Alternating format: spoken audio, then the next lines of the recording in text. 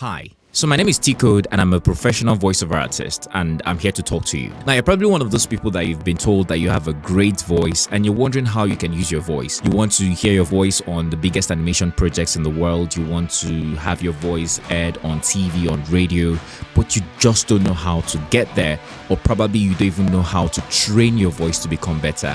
I have a good news for you.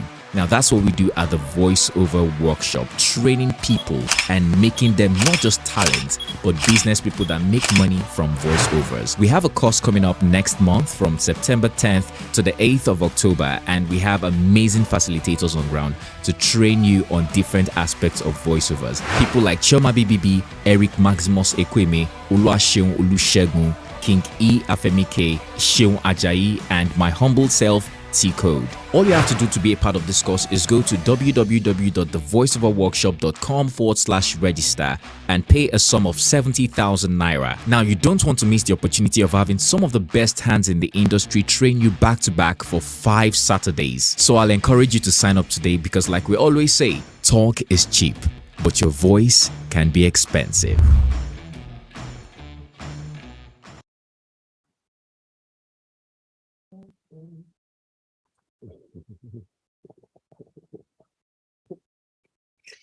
Hello, people.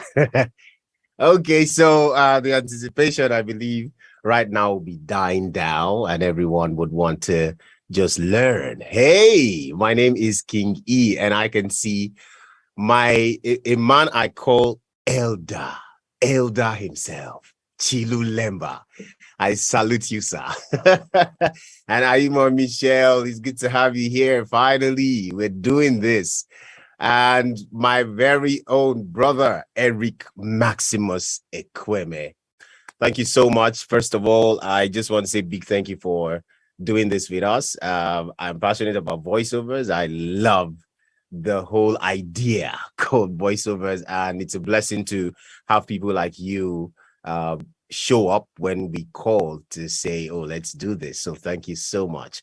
Hello, everyone. Welcome. This is Voiceover Business. My name is King E, and I will be moderating this to a very large extent and also be dropping my contributions and how far I have come in the voiceover business. So welcome. Before anything, I just want to let our facilitators for today say a thing or two, of course. So let's give it to the woman first. You know how it is, ladies first. So hey, Ayuma Michelle, I hope I am pronouncing your name right. I'm just going by the spelling. I'm sure you probably just correct me if I'm not doing that. So welcome on board.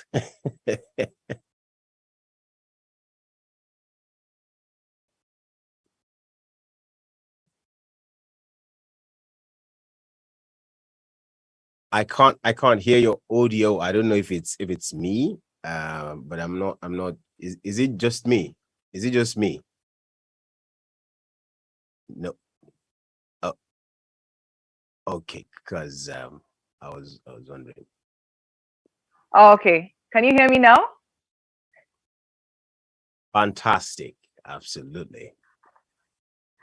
Excellent. You've pronounced my name well, and I've come to learn that my name is also Nigerian and Ghanaian as well. So it looks like Right. my people, my ancestors traveled all over the continent. Yeah. Welcome on board. It's good to have you here. Yes, thank you so much for your invitation, and obviously for also having a woman on this panel. It really means a lot. And yes, it's an honor to also meet you great giants over here. And of course, I'm also here to make sure that I also share women in VO perspective. I won't let down the ladies, but I'm also here to learn, and I can't wait to also hear from you guys and your experience. It's an honor. Thank you. Thank you so much, Michelle. Thank you so much. And of course, Eric Maximus representing, here Nigeria, we have to be two because this is where it's happening, right? So Eric, hey, how you doing today, sir? Hi, King E. Hi, everyone. A beautiful evening to everyone. It's an honor to be around today. It is. In fact, when I was told about this, I wasn't sure I was going to pull it off because of Chilu. But yeah, Chilu's like Big Brother. But we're doing it. We're doing it. Right. Okay, so fantastic. And of course, like I said earlier, the elder himself, ladies and gentlemen. Elder Chilu, the only one everything with gray hair. we should recognize. No, thanks very much. It's an honor to be here. Thanks, Eric, and thanks, Ayuma Michelle. It's good to be among colleagues, and I'm looking forward to some good interaction. Fantastic. Thank you so much. Thank you. All right. If you're watching us, if you're joining later, anytime you see this video, welcome on board. We are hoping that what we'll share today will help you become better in the voiceover space. Usually what I like to say is voiceover will only give to you what you give to voiceover. And most of the time, it is how you see voiceover that it pans out to be, right? For me, voiceover is a big deal. I give it a lot of my time and my energy and my thinking. And, I'm always looking forward to how to grow and become better in the voiceover space. And because of that, I think that if you give voiceover a lot, right, you will get a lot from voiceover. So ask yourself how big or how a big deal is voiceovers to you. Okay, so it's one thing to say, oh, I want to succeed in this business. I want to do this in this voiceover business. But what are you giving to voiceovers, right? If you give it little, I'm sorry, you might not get much out of it. But then we share experiences, these men and this beautiful woman here, these guys, a combination of years and years and years of experience, learning, failing, understanding, growing, finding their path, doing the work, and growing. Okay, so you want to get your pen and paper and try as much as you can to, like one comedian here would say, jot things down. All right, so welcome on board. So we just how this is going to be is we're going to, of course, there are a few questions already that a lot of people, the participants they've listed out that we're going to trash. But before that, I think we just want to talk about our journeys. The beautiful thing about voiceovers is that everyone is unique, just as our faces are different. So is our journey. All right, and I always also say that because you are in the voiceover business does not mean that you must be a voiceover actor, or how will I put it? I think that's the expression, right? Not everyone will be recording voiceovers. You can be successful in this voiceover business, but you're not necessarily recording voiceovers. All right, yeah, it's good to record and hear your voice and feel good, right? But even if that's not what you are called out to do, there's still something for you to do and make money in the business. All right, I'm sure it's understandable. All right, so let's just jump right into it. First of all, I think I will start with Eric Maximus. Share your voiceover story, how it has been, maybe some challenges, all right, and then we'll go to Ayuma Michelle, and then of course Elder Chilu. Someone is saying that I should start with myself. Don't worry, I'll get there. Okay. All right, ladies and gentlemen, please give it up for Eric Ekweme. In the next 10 minutes or so, let's not hold it. I know that there's a lot to say, but then let's just try as much as we can to give the summary of it. All right, please welcome Eric Ekweme.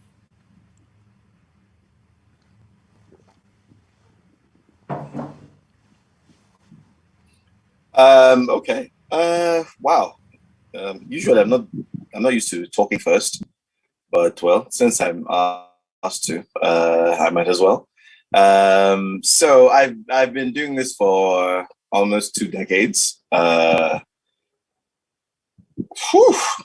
Yes, almost 2 decades. I started off, oddly enough, in church.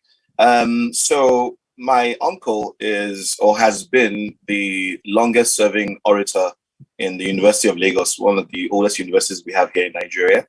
And he was there for about 38 years as orator, well known, well respected. And he had this authority about him where, if you, what's the word? If you pronounced words wrongly or you said things the wrong way, he was a black belt, you would get a kick for it. So for the most part of my journey in the beginning, it was me trying to impress him. I had no idea I was going to end up doing voiceovers eventually. But when I went to university, I was in the choir. And a lot of times, choristers were given like the reeds for church. And, someone gave me the reed for that day. And, being someone who had understudied my uncle for quite a while, I started to change my voice when it came to different characters. So when I was, it was Old Testament. So when I was doing Moses, I was Moses. I was doing the narrator of that Bible passage. I was doing God. I was doing the Israelites. And, by the time I was done, I was looking at the Bible. When I looked up to say, this is the word of the Lord, I noticed no one was using the Bible. They were all looking at me like, this is the word of the Lord. And someone came up to me after church and was like, do you do, and with that accent from my hometown, do you do voiceovers? I was like, what? Do you do voiceovers? I was like, what? Do you do voiceover? Oh, voiceovers. No, I don't. I've never tried it before. So, but that's what you are doing inside church now. And I was like, oh, well, okay, that's cool. Okay, I didn't know what that was. But, that's where it started. And a couple of years after, I was working with a communication company and I lent my voice to a couple of things. It was quite known in Africa at the time, MTech Communications. They were like a pioneer company. And I was the prime voice there, Nigeria, Ghana, Cote d'Ivoire, Kenya, Sierra Leone. It was a cool gig, but it wasn't like the main thing. And then, well, some almost 2 decades after, here I am. So pretty much that's my little story. There've been a lot of bumps along the way.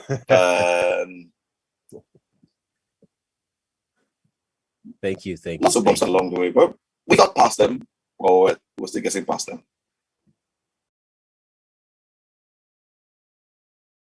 Thank you so much, Mr. Eric, for sharing that. I'm sure that when you started, you didn't know that you're going to be in the industry this long and making so much impact in the Nigerian voice over industry. Thank you so much for all you do. Really appreciate that story. Thank you. Ayuma Michelle, over to you. Take it away. Thank you so much for this opportunity, Eric. Thank you so much for sharing your story with us. It's very important that people actually get to see the faces and know the stories behind the voice actors that they hear about.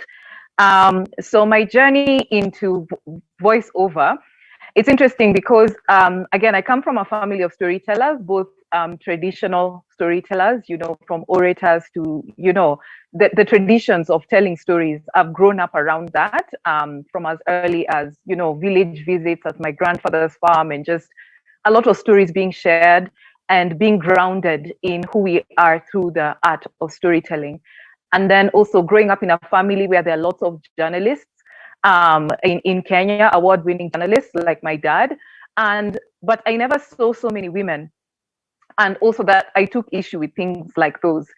So later on, when I grew up, gone to college, and I got, trained as a journalist at the university. It's called Daystar University, one of the best in communications in Kenya. I did a double major in communications, broadcast, and also public relations and marketing. And while I learned that, the skill, the strategies of all of this stuff, I've always been really intrigued by voice, because there's something powerful about voice. It's one thing when just something is written or something, but then it's another thing when there's a voice behind it. To be honest, I always knew there's something interesting about mine, but I didn't know what to make of it. And I remember at that time in the media in Kenya, we grew up with lots of deep voiced women in being celebrated in Kenya. For me, that was a huge issue because I'm an alto. I used to sing, but then I remember in primary school being shamed by my music teacher for having a deep voice. In fact, the teacher thought that I sounded like a boy. And so I started doing this thing, which in Kenya we call watermeloning, which is when people are singing, you just move your mouth.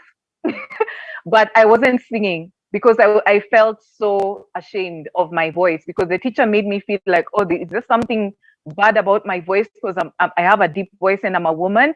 Turns out, deep voiced women, I mean, alto women, we have a place, especially in the media. But then fast forward 13 years later, in storytelling, I've explored, from advertising to sales. You can wake me up at midnight and I can sell you something. I've been an entrepreneur since age 11. Once I believe in something, I can sell it to you.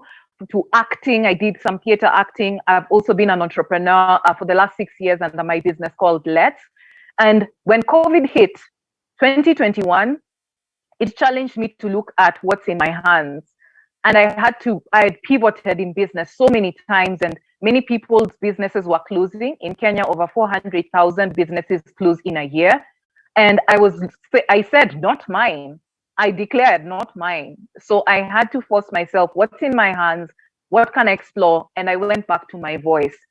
And I spoke with friends of mine who are also journalists. We studied with them, the likes of Cynthia Kimola, David Oyuke, some of you might know. And I was like, if they can do it, why can't I? And so I reached out to them for some advice, and they gave me tips on how to get started. And I did the work. I asked for advice, but I actually took action. And I was interested in not just learning, but applying what I'm learning, failing fast and forward, taking each lesson, building relationships, not just asking for jobs, but building relationships. Because when people remember you, they can come back to you when business opportunities arise. So far, I'm so happy to have served so many clients because my voice and my brand is globally positioned. And so as an African artist, I not only just look at myself as a Kenyan voice artist, I look at myself as a global voice artist. And so for me, the BIPOC communities, African voices, whichever organizations that have been having positive impact in Africa, that then has become my why, to position myself as an African female voice artist to solve that business problem that they do have. Because I think more than ever, it's time for Africans to take spaces in where impact that's affecting our continent is talked about. So far, so good. And I'm so glad. And yes, I've made some very good money out of it. And I'm glad to be here to share about my journey and the lessons and the strategies that I've learned. Thank you so much. Wow. Thank you so much. Oh, that was interesting. I like the fact that there's also that drive to make Africa known when voiceover is concerned. For me, I think that's one of the things that drives me, because I feel we have so many stories to tell. We have amazing talents in Africa, and it's about time to start selling these voices. So thank you so much, Michelle, for sharing that. I will just hand it over now to the elder himself, Chilu Lemba. Yeah, man, you make me feel even older than I ordinarily should feel. But my name is Chilu. As King Iya said, elder. I've been in the industry for now about 27 years or so, which is a long time. And I should really be looking at my exit strategy, to leave it to the young guns. Shout out to Destro from Zambia, who's just sent a message saying he's tuned in. But first of all, to the voiceover workshop, you guys need to be commended, because this is crazy. You've got me in Johannesburg, you've got Ayuma in Kenya, you guys are over in Nigeria, and we're all here talking about what we love. So, salute to you guys. To Eric, fascinating story. I checked that you did an ad for Vitamilk, and I just wanted to let you know, you did the strawberry version. There's a Nigerian restaurant up my road, and they only have banana. So, I need to talk to them to check their stock and, bring us some strawberry as well. Ayuma, congratulations on your nomination for the award. Regarding me, I started out in voiceover in about 1996, radio initially. Then, obviously, when you work at a radio station, there are opportunities for you to start doing voiceover because clients flock to radio stations to advertise their products. And so, once they get there, the first guys at the front line to do the voiceovers are usually the radio presenters. And I so happened to be one of them at the age of, I think I was 19 when I joined the radio station. And I was also fortunate that the person that owned the radio station, legendary businessman in Zambia, was also a voiceover artist, the late Mr. Errol Hickey. So we were able to get knowledge from him, and he was able to groom us, give us information. And yeah, that's where I started. I've been in it for a long time. And obviously, because I've been in it for a long time, I've been able to voice stuff for various campaigns. Some big, some small, but thousands, tens of thousands, I don't even know, because no one keeps track. But before I hand over, I just wanted to share a story that I recently shared because I was in a situation where I was able to talk to some guys who are in the movie making industry. And when sharing my story, something dawned on me because it's in my book. I've written a book. You guys better buy it. But in the book, I describe a situation where my headmaster at boarding school, he had told us that if you want to be a prefect for anything, any function that you think you're good at, we should let him know and he'll give us that task. So one time, it was a boarding school in rural Zambia in a town called Mukushi. And we went up this hill, which was like maybe a 30-minute walk, elevated up the school. And while we're up the hill, we're taking in the scenery, looking, at the landscape. And then I approached him and said, sir, I want to be prefect of announcements. Because by that time I'd realized like my voice is, I can, maybe make announcements at school. So he said, prefect of announcements, what's that? And I said, I can make announcements, during meals and whatnot. So he says, okay, let me test you. Then he saw like some of the students had started going down the hill. And he said, you see those guys there? And then I say, yes, sir. And then he says, tell them to stop. So I go, stop, big, deep voice. And they all stop. And he looks at me, and I was just commenting and saying that, fast forward, that same energy, which was like in a remote part of Zambia, in a small little town, is the same voice when you watch the Africa Cup, like in 2013, which then fills a stadium, which then is broadcast globally and so on. So if you have a dream to do this kind of thing, yeah, there is money, but at the same time, you will get moments of fulfillment like that when some of these things hit you, like, oh wow, that's deep. Yeah, so that's me in a nutshell.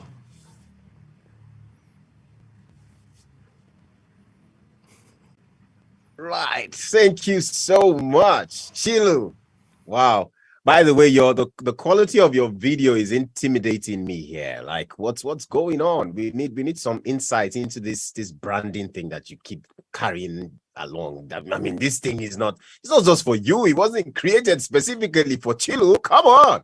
Share this thing, Well, people will say, cut this soap for us, Let us take a bath as well and behave like you. Thank you so much. It's beautiful. All right. After now, we'll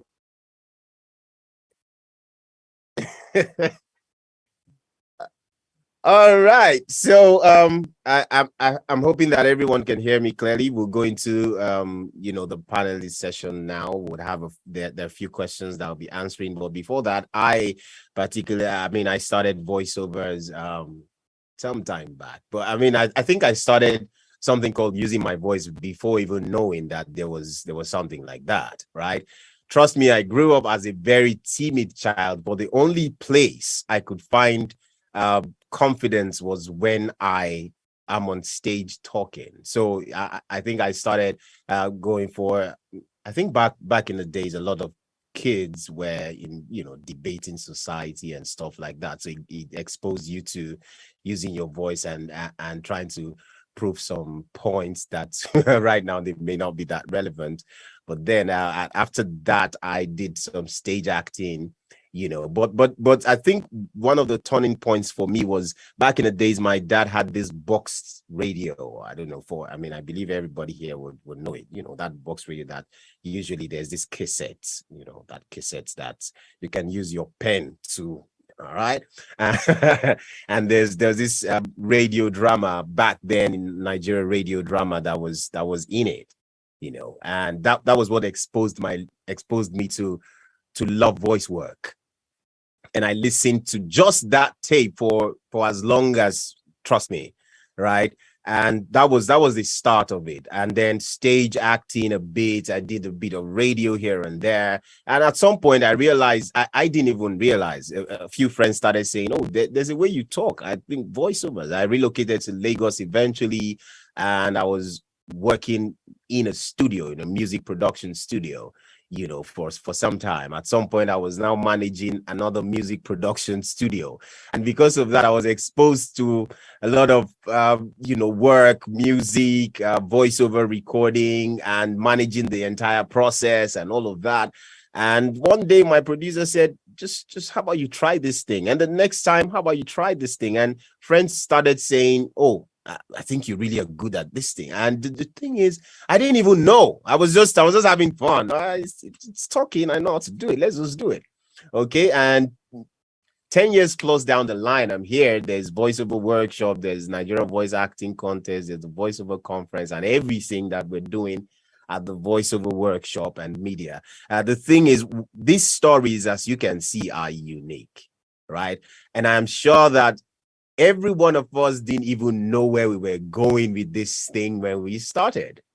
So if you're starting now, and trust me, we're going to share some difficulties that we faced, because sometimes it's like, look at, sorry, Elder Chilu, I have to do this. Your background and everything, your branding is crazy. I can't, right? Look at Chilu now. Chilu Lemba is someone that's right now, some of us, we are big in the industry here in Nigeria, making moves, but we look at this man and say, this what's going on, right? As though he didn't face any challenges. Right now, everything looks good, clean, prim, proper. What's happening, right? But I'm sure that when he started, he didn't see all of this, and he started pretty rough. Trust me, sometimes when you hear the voices, they're all looking good. Ayuma Michelle doing a lot of things, speaking at different platforms. It usually seems like, this person was born with this thing, no challenges. But trust me, they are there. Now, I'm saying this so that you understand that even though you're facing certain challenges right now, and it's seeming like, oh, this might not work, right? You have something in there that if you push further, you might just discover. So hang in there. Hang in there. You get it? All right. So I'll just invite back Chilu, Ayuma, and Eric, and let's talk together. So our big shout out to Shutter House Africa. They're the ones that are doing the live streaming of this particular webinar right now, and making it real, some people felt, actually initially I just wanted to do it. Let's just do it. It's just a webinar. Let's just come and talk. But then I realized that I'm learning from Chilu. So let's do this thing and let's do it well.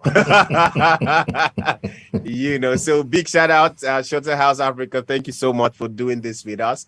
It's a big deal. Okay, so let's just jump right into it real quick and have all our speakers right here. You see, everything looking sweet. Okay.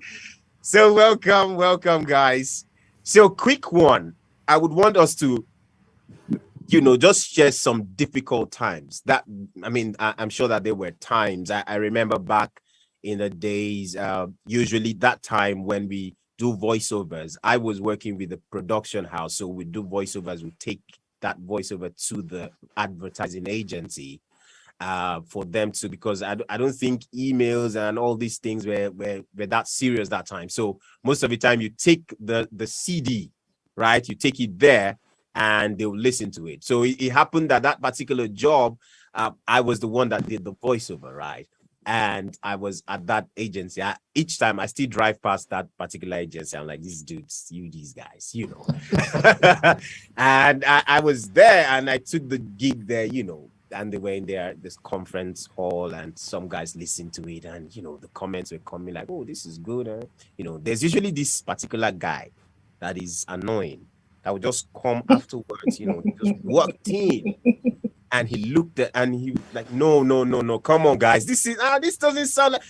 And then all the guys that were, approving, This is good. They started, yeah, it's true. This is, you know that sometimes it's easy for people to talk about you behind your back than when they're talking about you and you're there. They don't know it's you, so they're throwing every jabs. Like, what's this? This is, who is this person? He's not even, why does it sound like he's hungry? Things like that. It will be eating you up. You are there. You can't say I'm the one, because you really don't want them to even know that you did the voice, right? And times like that, they usually come, and you will think, maybe I don't have, maybe this is not my calling, maybe I'm not supposed to be here. Okay. So please, those moments that you felt like giving up, we want to hear them, so that these guys listening right now, a lot of people are listening. We have certain people, some people, if you're not on Zoom, you are on YouTube. Big shout out to all our guys on YouTube. Hey, and everyone here, big ups. Okay, so quickly, I think Michelle should take this one, right? And then we just take it from there. Whoa, okay. Okay. So it's interesting, because I was buying time from you while you're speaking, so that I could actually be able to say, and then you mentioned is it because my name starts with an A? So you're like, let's start chronologically. Yeah, but I just like to keep it, because we are in business, I like to keep it straight, no chaser. The greatest challenge that I've faced as a voice actor so far, it has got to be, the issue of harassment, and the issue of actually gender-based violence, just because you're a woman. Because when I was starting out, I was told that, if you don't have a home studio yet, you don't have anything set up. I didn't have a home studio then. And then there wasn't an openness about what really is a home studio. Sometimes you hear these things and you're like, what is a home studio? So when I was doing the research, I saw all these guys with amazing, nice studios set up, all treated. And my current living situation, I live in a very open plan house. There are some people I live with as well. And, with the pandemic, people were living in the same space for a very long time. So I was like, oh, home studio, what is it? So before I got to know that home studios, I got to learn about the reality of home studios from another guy who's in the UK, amazing guy called Chris Tester. He's the one who said that he literally, I think he did a BMW advert under his duvet. that was his home studio situation. Many people don't realize that you can start humble, you can start with what you have. And sometimes the voice and the impact that you hear and see on TV, it doesn't always look like what we see on the screen with the Neumann microphones and all that stuff. You can just simply start with what you have. But at that time, I was told that, hey, just start with a studio, work with the studio near you. And so for me, I had this trust. I was like, okay, whoever is doing, these voiceovers, let me go to them, let's work together. So one of the studios that I worked with, I went through a couple of studios. But then there was one particular studio I trusted, who was great. They were dealing with like e-learning. They're experts in e-learning.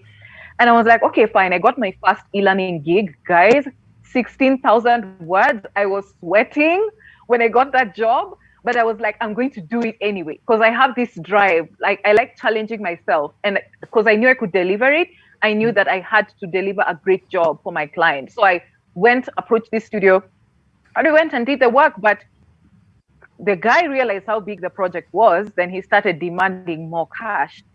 And when the guy was not getting the cash because he'd already quoted, he now started getting verbally violent. Luckily, I'd already done some self-defense training, some Krav Maga, so I knew that I could take out this guy. But I was just like, why is this even an issue? Why, as a woman, do I have to consider doing Krav Maga to a guy in a studio? Like, we're here to do business. And us Kenyans, we are motivated by money. I'm like, we're here to make money. Am I not bringing you money? Like, is this something that should make us, come together? But it was just a very uncomfortable situation, to a point where I had to leave the studio for safety. I had to use like a psychological approach to, de-escalate the whole situation. But being in a washroom in some building somewhere, calling another studio and people not picking up, and calling another and people not picking up, until finally I had to go to my entrepreneurship school. One of my advisors told me that one of our entrepreneurs is actually owns a studio. That's actually how I ended up finishing that job. And the fact that it cost me a client, because the client got to obviously know what was going on. I still delivered the job, but there was that whole back and forth with, it was just really embarrassing. And it was something that I never, ever wanted any other woman in Kenya to go through. The reality is, as we speak, it's not just voice artists, it's also recording artists who are women. Many of them, I spoke with a couple of sound engineers, and they shared with me that it's actually a crisis in Kenya, where there are rarely any safe studios for female artists to work in. Sometimes a studio could be someone's house, and it's not advertised as someone's house. So you show up and then there are 3 guys in a room and you're just a young lady who's starting out.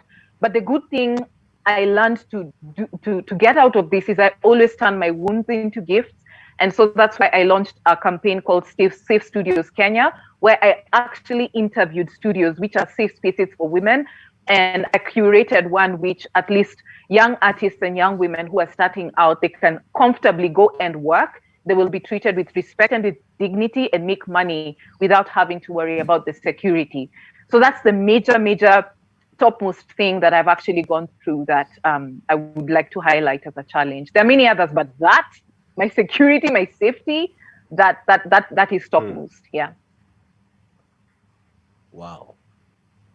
Truth is this is the first time I'm hearing, Same here. a situation like this, in the voiceover space. I don't know. So it's really strange that it happens even in the voiceover space. And thank you so much. I think God wanted you to go through that so that other people, you can start something that would benefit other people. But it's a lesson.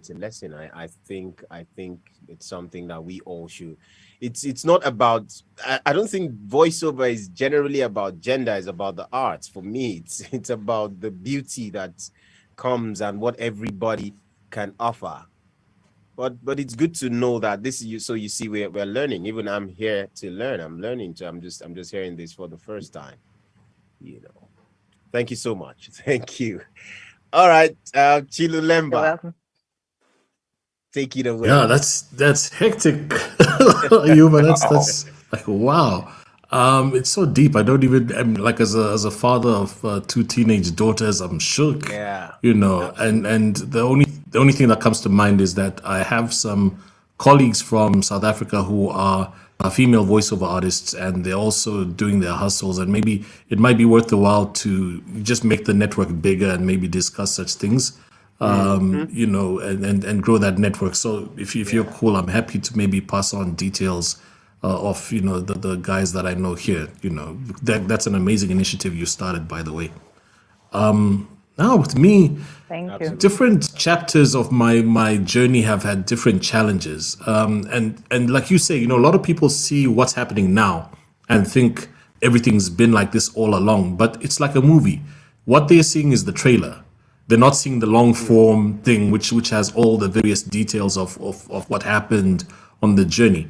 So even up to now, people probably look at me and think I don't audition for stuff. I do. I've just, as I'm speaking to you now, got a mail about some audition. People in the industry now are crazy about Morgan Freeman. So we need a Morgan Freeman type demo.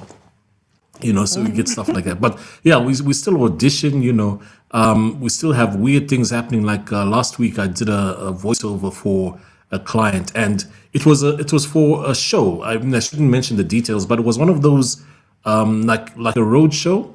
So the energy that I was giving it was, come on, come on type energy. And then I thought, we're done. We should just invoice them. Then they sent me an email saying the client went with a deeper voice. I'm like, but that's not what you briefed me, because my voice can be deeper, if you need it to be. Right. So weird things like that happen. But when I talk about different chapters in my life having different challenges, obviously I started off as a voiceover artist in Zambia in the mid to late 90s. Then I came to South Africa to study. And I thought it would be a seamless transition because I was already very busy in the voiceover space in one region, and I thought that would translate to here.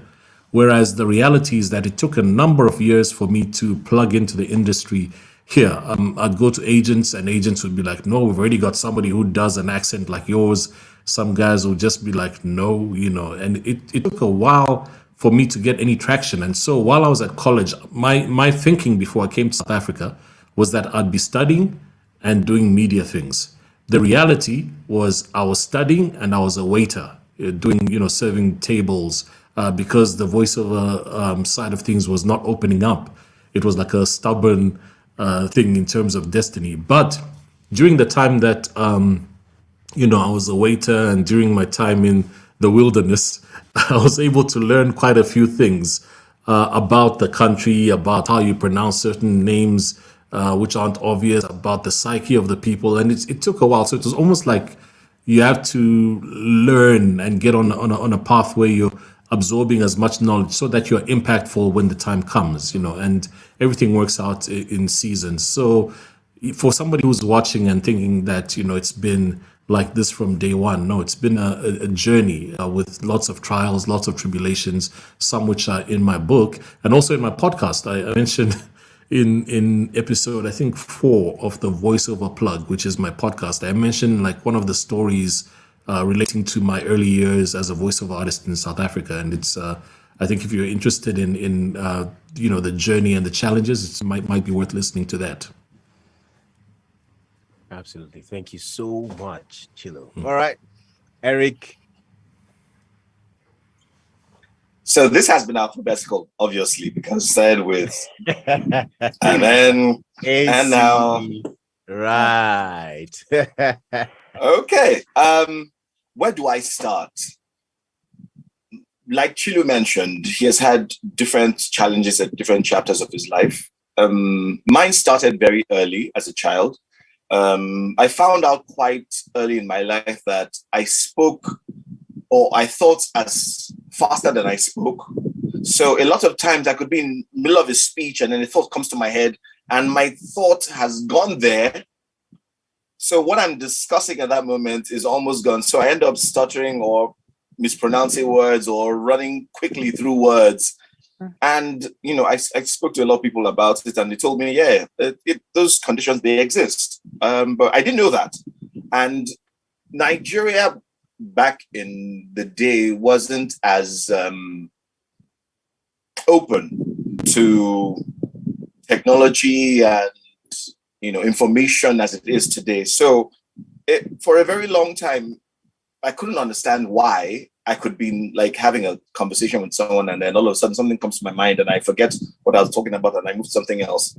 And, that was the first thing I had to challenge. I also had another speech impediment as a result of my dentition, which was a problem because for some odd reason, I had some teeth at the back of my jaw that shouldn't have grown the way they grew. So I had them removed. And unfortunately, my tongue keeps going there. So, that has affected my speech to a great part. And I had to learn to do my voiceovers with that because, when you hear the voiceover, you think, oh, wow, that's crazy. You did that. But when you hear me speak on a daily basis, you're like, wait, and you did that. How? You don't sound like yourself. And then, conquering those challenges, the next thing you had to face was the Niger challenge. Chilu has had his journeys, Right. but Michelle has had her journeys. But you see, when you're born in Nigeria, I don't know where to start. There's this. So the rest of the world sees us as the giant of Africa. It's a lie. How dare you? How dare No. See, no one. Now, come on now. This. No, wait, calm down. Okay, break it down. Let me understand. No, Thank you for that. Thank you for telling us the truth. I don't No, okay. So let me explain. So as a unit, Nigerians can make anything happen. But as individuals, we make our lives very difficult. and you're breaking into an industry. I studied geology, so I had no reason whatsoever to end up doing voiceovers. But, you know, the Nigerian education system trains you to be whoever in spite of what you study. And I've done almost every odd thing possible. Emmanuel can testify to this because he has done similar things as well. I've done just about everything possible to survive the Nigerian climate, even as a voice actor. So when I was working with that communication company I was talking about, I wanted to transition to full-time voiceovers. Ooh, the opposition I met was gangster. It was like there was a mob, and I was the guy who was owing the Capone some money. So, you know, it was like, we're late to find this guy and we need to kill him. You know, we need to get him out of the way. I was already in mainstream media because of MTech Communications, because almost every game show that came out of West Africa or parts of East Africa went through MTech as their interactivity company. So I was always doing everything from bands alive in Ghana to something I did in Kenya. I can't remember what it was. You know, so I was, you know, there, and then I was leaving that space, the pure media space, and moving to the voice acting space. The opposition I met was a wall of Jericho, and I didn't have like Israel to go around 7 times. It was crazy. But you know, the thing about it is, I've always been known as a one-person army. So I pushed until I found one small spot, and I broke through. And I've been in that spot since. You know, you just can't get rid of me that easily. Just that one spot. So it's different journeys, different problems. But at the end of the day, you know, they see us today and they're thinking, "Oh wow, you guys are fantastic." You don't want to know the story. Eric, thank you so much. We know who you are. I mean, in this industry, even with all those challenges today, Eric is one of the most, I mean, I don't think there's anywhere you go into in Nigeria that you won't hear his voice. I don't know. You're in your car, you're at the cinema, you're walking on the streets, you're sleeping. I'm telling you, like there's advertisement going on in your dreams, and Eric's voice is what the spiritual guys are using. You know. So thank you all for sharing. Now there's something, I mean, we are the voiceover workshop, and one thing that we believe is training is important. I realize that we all have challenges, and to a very large extent, if we knew some things before we started, might have helped us, you know, scale through a few things. Now, generally, anyone can take this on. What's the place of training? How important do you think it is? I know that some of us, when we started, if not all of us, training was not a thing. The information circulation was not as easy as it is today. Now, in this age and time, and the competition is, of course, massive and serious right now, how important is training for voiceovers? Anybody can pick that up. Okay, I think I should call. Okay. Okay. No, right. That's fine. I'll start, and then, you know, everyone can move in. So the isn't like formal training in a sense that I'm speaking for myself that I engaged in to get to where I am. But what happens is with each session, you have people who are more experienced than you in the session, and that's ideally how it was happening in my world. I got into the industry before home studios were a thing.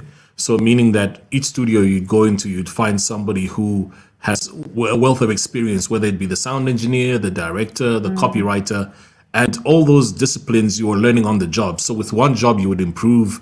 Say, for example, I used to do a lot of, those announcements, ladies and gentlemen, please take your seats. This event is about to begin, that kind of thing, right?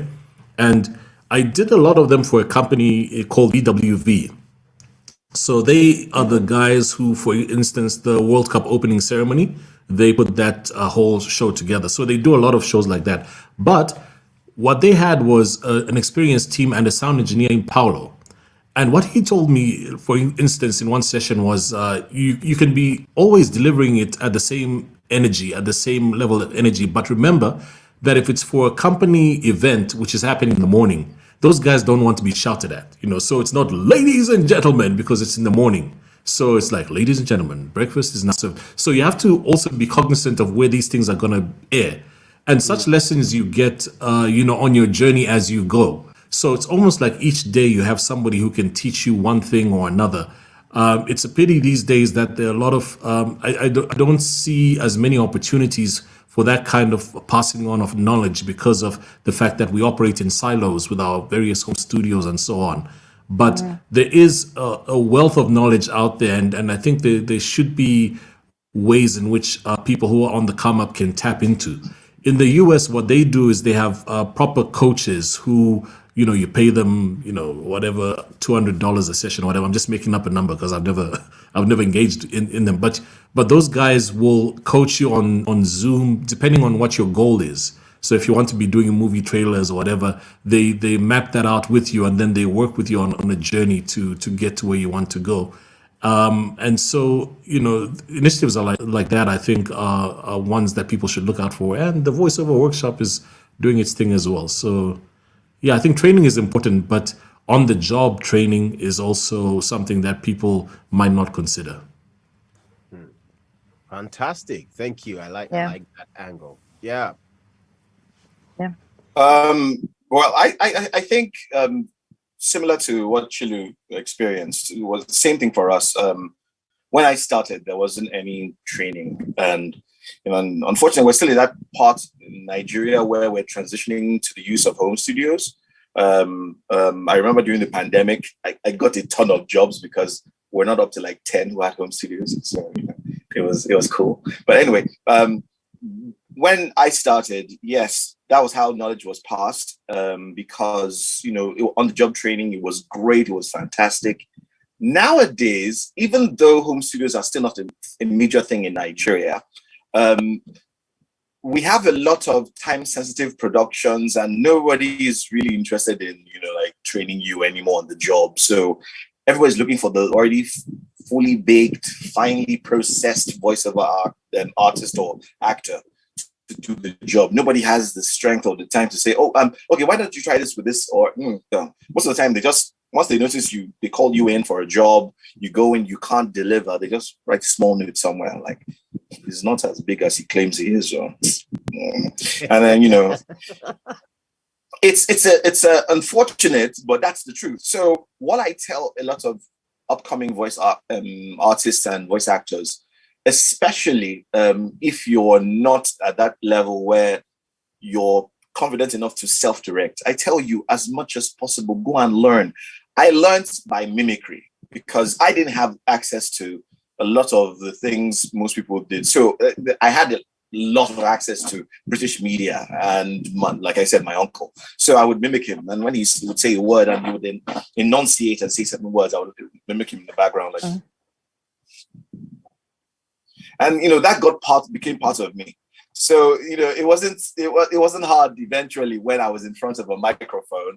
And the first time I did a voiceover, they looked at me like, oh, you have experience with this? I'm like, no, I have experience with opera. I sing in front of people. So I'm used to this kind of thing. But, it's mimicry. I listen to a lot already. So some people like Peter Dixon in the UK, he was in my head growing up. A lot of it was in my head, and I would pick here and pick there. But, people don't realize that such things are not so common today. So if you're going to be relevant, training is important because a lot of producers don't want some guy who doesn't have an experience or chick who doesn't have an experience to come and they want fully baked, finely preserved. So give you the script, give like 10 to 15 minutes, you know what you're doing. Worst case scenario, you can ask, so how would you, what's the interpretation you guys are looking at? Okay, blah, blah, blah. Nobody wants the guy who wants to be handheld. No. So it's a problem for this new generation of talents who don't want to be trained. On the job training no longer exists, sadly. So it is important that you go out and you get trained. Thank you so much, Mr. Eric. Reality check. Okay. you need to get trained. Don't just sit in your house, because I know Yeah. that even to a very large extent, right?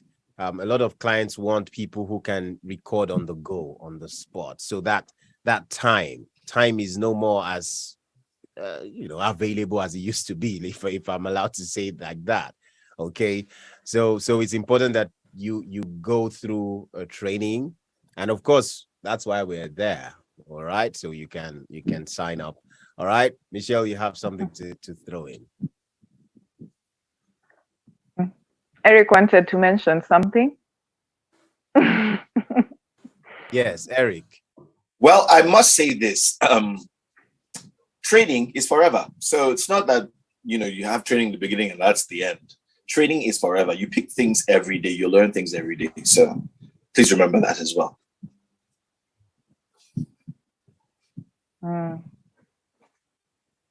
Amazing. Yeah, I agree with that. With what Erica said, that a training looks different. And for me, just allow me to look at this from a business perspective, since we are looking at voiceover as a business, right? So for me, obviously, my background is business.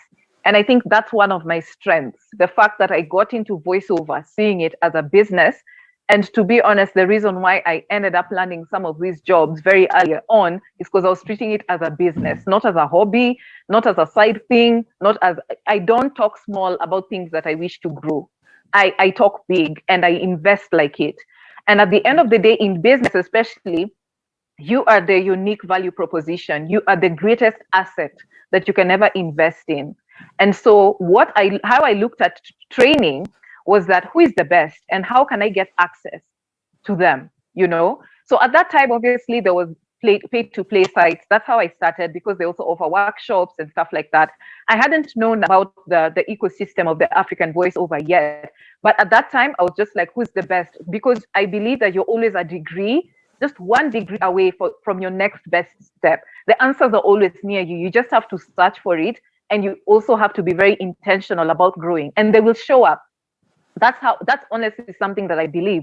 And so how I started looking at training, even as a voice artist in a business of voice artistry, I saw that it's not just voiceover training, like with your voice, because it really, really matters when you start engaging in training. I noticed that there's also a psyche within the African ecosystem and also the Kenyan ecosystem about how people look at self-development. It's still something very new. It's like people are shy about investing in themselves. You can buy a car, you can buy a Mercedes, but if you say, please go invest in therapy, go invest in learning about your money mindset. Do you have a poverty mindset? Do you have a limiting beliefs about money? That's why you're charging low. That's why you can't demand just because a white person comes and you're threatened by them. So that's why you charge low. Do you see yourself as an African, but still as an awesome, delicious African with a great opportunity to show the world what African accents sound like? Even if they come and say, hey, Nigerian, I need a Nigerian voice. And I'm like, what do you mean by Nigerian accent? Do you want an actual Nigerian accent, or are you looking for an African accent? If you do need a Nigerian accent, why should I start job as an African? Believe in Nigerians also profiting from jobs that belong to them. Why not share jobs with fellow Nigerians? There's that abundance mindset that we also need to cultivate within ourselves. But that also comes with training yourself that wealth is your birthright, that somebody else getting an opportunity isn't taking away from you. And I must be honest that there's a lot of work that needs to be done around the mindset of money and self-development, in investing in yourself. Another thing is sales. I like to tell people like a fun riddle in business that helps people to understand what business is really all about, because it's about problem solving. Like, what problem are you solving? Are you just sharing you have a nice voice just because you went to church and your mom was like, you have a nice voice? Those guys, you're doing free work. Like, there's nothing in this world that's free apart from the love of God. There's nothing in this world that is free. Everything that comes at a cost, you'll be told and buttered and told all manner of nice things, but at the end of the day, everything comes at a cost. So Don't go to church and then get hyped up. And then you're like, just because you feel you have a nice voice, then of course this job should be coming through as soon as I become a voice artist. No, it comes with training. You need to learn how to listen to your own voice. Myself, my training was a journalist. So, my voice is so much like this. I'm like reporting the news every single time. But I needed to learn, what do I have at the moment? I got to learn that I have a great voice. But I trained myself I'm still in the training to listen to myself. But like when I go on a date with a guy, that's not how I speak. There's a difference between you as an artist and you being yourself. You need to understand you're simply lending your voice to this character that's actually delivering on this job. You also have a right to your selfhood. The riddle I was telling you is that for you to become a best-selling author, what is the number one skill you really need to hone? I always ask this question. Some people normally say, oh, you need to be an excellent at, grammar. You need to be an amazing writer. You need to be excellent at whatever. But at the end of the day, it's best selling. If you're not great at sales, what good is a book if it cannot be sold, if no one else beyond you gets to read it? That's how business works. You get to understand which skill is important at what time and which expert is the best to engage at what time. So you can go be amazing at grammar. I mean, you can only imagine how many academic, papers have been written, but they're stuck in academic spaces. Do we know about them? No. So even as voice artists, you can be out there with an amazing voice, but if you don't train yourself on other skills beyond just how to read and how to interpret copy, if you don't know how to sell, if you don't know how to brand, if you don't know how to do client management, like customer relations, if you don't know how to, build networks, how to network. If you do you know confidence is a skill? You're not born with it. You've had all of us here, starting from Chilu, with being a head. Is it a head at something, at an announcement? That started with confidence. With Eric from church, that talked with confidence, despite the speaking ability. All of us had to work on some kind of confidence, but it's a skill. It needs to be built. And this is the pragmatic side of business. Numbers don't lie. They don't lie. Also, practicing does not lie. It will tell you at the end when execution comes through. So it's not just training, hey, I've been an amazing artist, I've been doing these things, but what are also those other business skills that you need to manage so that as a package, you have this brand, voiceover brand to offer. What you just said is very important. And I think what happens initially when we get into the business is I suppose I should speak for myself, but I suspect that the trend is to try and get known first, so people get excited about being heard on radio and all those flashy things. Whereas we exclude looking at, like you were saying, the business side of things, because at the end of the day, this is a business. And you've seen all these memes about people promising exposure if you do work on their brand, and the response obviously being that you don't eat exposure. And that's the thing that happens in the industry, depending on the phase that you're in. Can I get the plate of exposure, please? with some cream. But yeah, it is a business. It's the voiceover business. And there's a gentleman in Atlanta. I attended a conference there, and he was doing workshops on being a VOpreneur. I think that's what he was calling it. And yes, he copyrighted that phrase. Yeah. Apparently he's copyrighted it, weirdly. so me saying it now, we might have to send him some money from the voiceover workshop for using his phrase. No, but And what happened, say, for example, in my journey is, in South Africa particularly, for a long time I was represented by an agency. And when you're represented by an agency, sometimes there's a lazy bone that might kick in because they're taking care of the booking, they're taking care of the billing, they're taking care of all these other things. But you have to open your eyes and start also understanding what they're doing so that you can be successful. So they, for example, in South Africa have performance fees and usage fees. I'm not sure if it's the same in different parts of the continent, because we all work differently. So if I see you shaking your head, Eric, but you could do a thing, for example, for dollar costs, say $100 for performance. But if it's used on TV for 6 months, the usage fee is $200. And then you add those up. If it's used on radio for so such and such, it's that much. If it's used in different territories, it's that much. And there's in South Africa, a rate card, which is about maybe 14, 15 pages long, which has the variables outlined. And so a lot of people, still have that lazy bone in them because, I've been independent now for about maybe 2-3 years or so, where I don't have an agent representing me.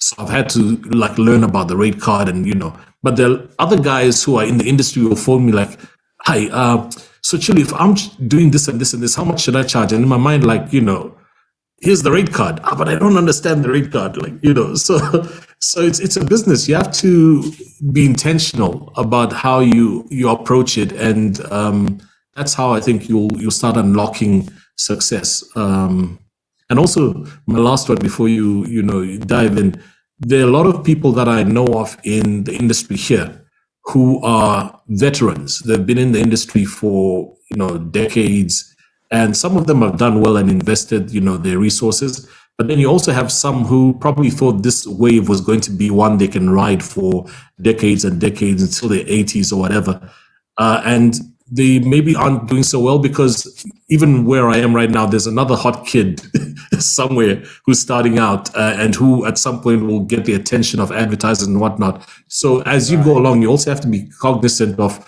where am I going to start, investing the money that I'm making so that I'm padding up my future should anything happen. It happens in every industry. Soccer players who think they're, going to be soccer players for life. You get an injury, what now? So yeah, that's my contribution for now. Wow, fantastic. Thank you so much. The elder. This is the elder speech, So yes, you can see this, share your experience online, all right? Use the hashtag this voiceover business, free webinar, voiceover workshop, talk about what you're learning. Maybe Ayuma said something deep, something deep. Say it, tweet about it, put up a story and just share your experience. I think it's good for you and also good for us and everyone here. So thank you so much. Share your experiences. Now let's talk about, so last year we started something called Nigerian Voice Acting Contest, which is, the first ever Nigerian Voice Acting Contest around here. And we approached a few brands and it was like, oh, you go and just go keep pushing this thing, we don't know where it's going and stuff like that. Yeah, and we had to do it. Some brands responded, but we had to invest in it. And then this year we did the voiceover conference and we took it all out, right?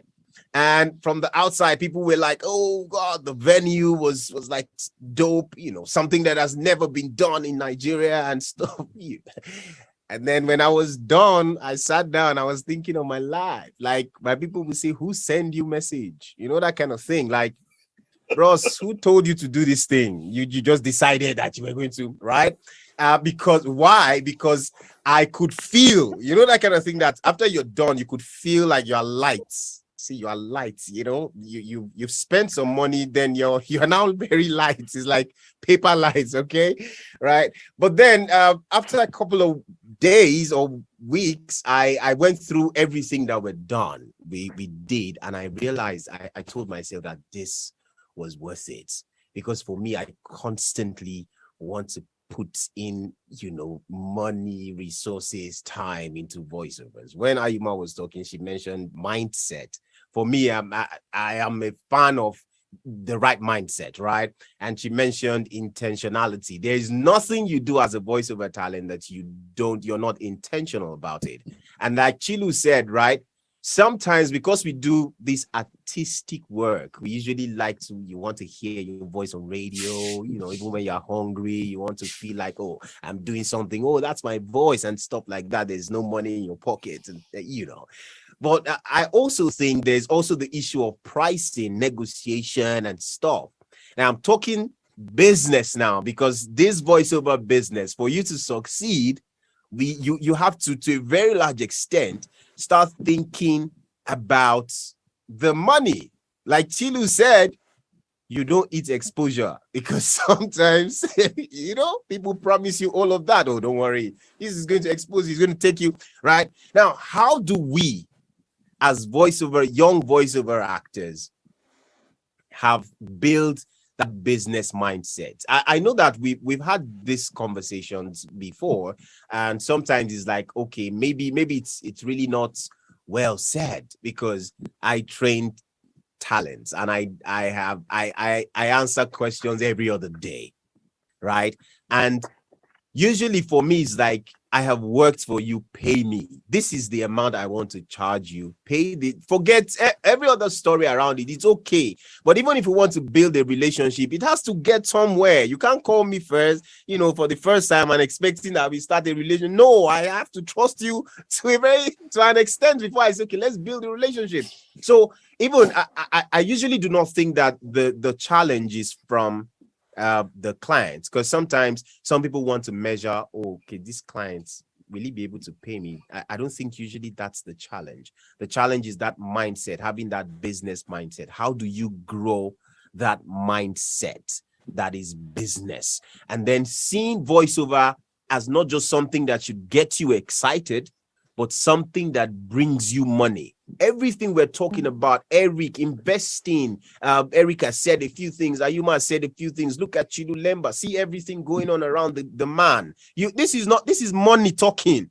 All right, everything you're seeing is not I love you, God bless you. No, it's money. So how do we start thinking of voiceovers as a business that will bring you money? Let's try to touch on investing. Let's try to touch on negotiation. What makes it a business? What takes it out of being artistic? Most of the time, we only focus on that artistic part and leave the other part, which is, of course, the business part, the technical part, all of those things. So let's quickly throw a few things. For me, I think there's a large chunk of your mindset and how you see what you do. Okay, now that's how that affects voiceover as a career for you. Is that first, if you see voiceover as something that is not, it's just something that I do, you will not be able, or you won't allow yourself to invest into it, because somewhere in your mind, you don't think it's that important to put in something. Do you see voiceover as your treasure? Because it is where your treasure is that your mind will be, that your time will be, that your soul will be. You want to do more. You want to see it grow. Another thing is, we don't see our voices as a product. I keep telling people, first of all, I love shoes, by the way. If I want to go and get a pair of shoes, I won't walk into the store and say, oh, this shoe is nice, can I take it away for free? No, they will tell me no, because it's a product. It was bought with money. They've invested into making that shoe that beautiful. So I have to pay for it. All right. So that mindset of not seeing, it's there, not seeing that this thing is a product. Because if you first of all think, oh, my voice is a product, you will value it, you put some value on it. And at the same time, a product, even if if you produce something and it's not that great, everything you'll be thinking about is how to make that product beautiful or better than you started. That means you want to do some branding on it. You want to put some money into, online marketing, tell friends about it, shout about it, ensure that people start buying, start believing in it. Some brands go as far as paying celebrities and influencers to represent that product and stuff like that. All right. But when it comes to voiceover, my guy, I beg, help me just do this voice now. It's not a big deal like that. And they'll start pricing as if they are buying tomatoes and pepper in the market.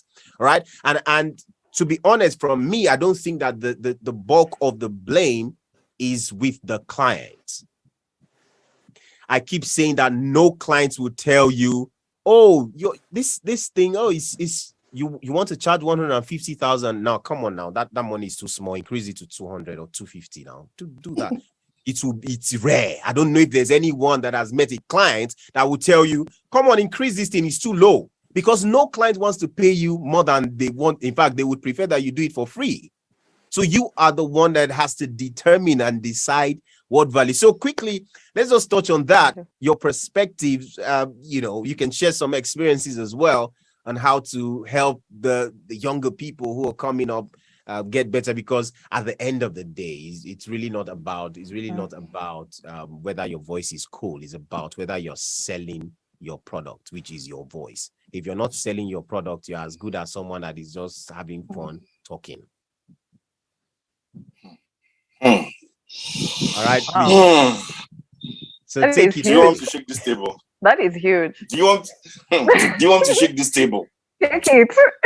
Do you want me to shake this table? Okay, so where do I start?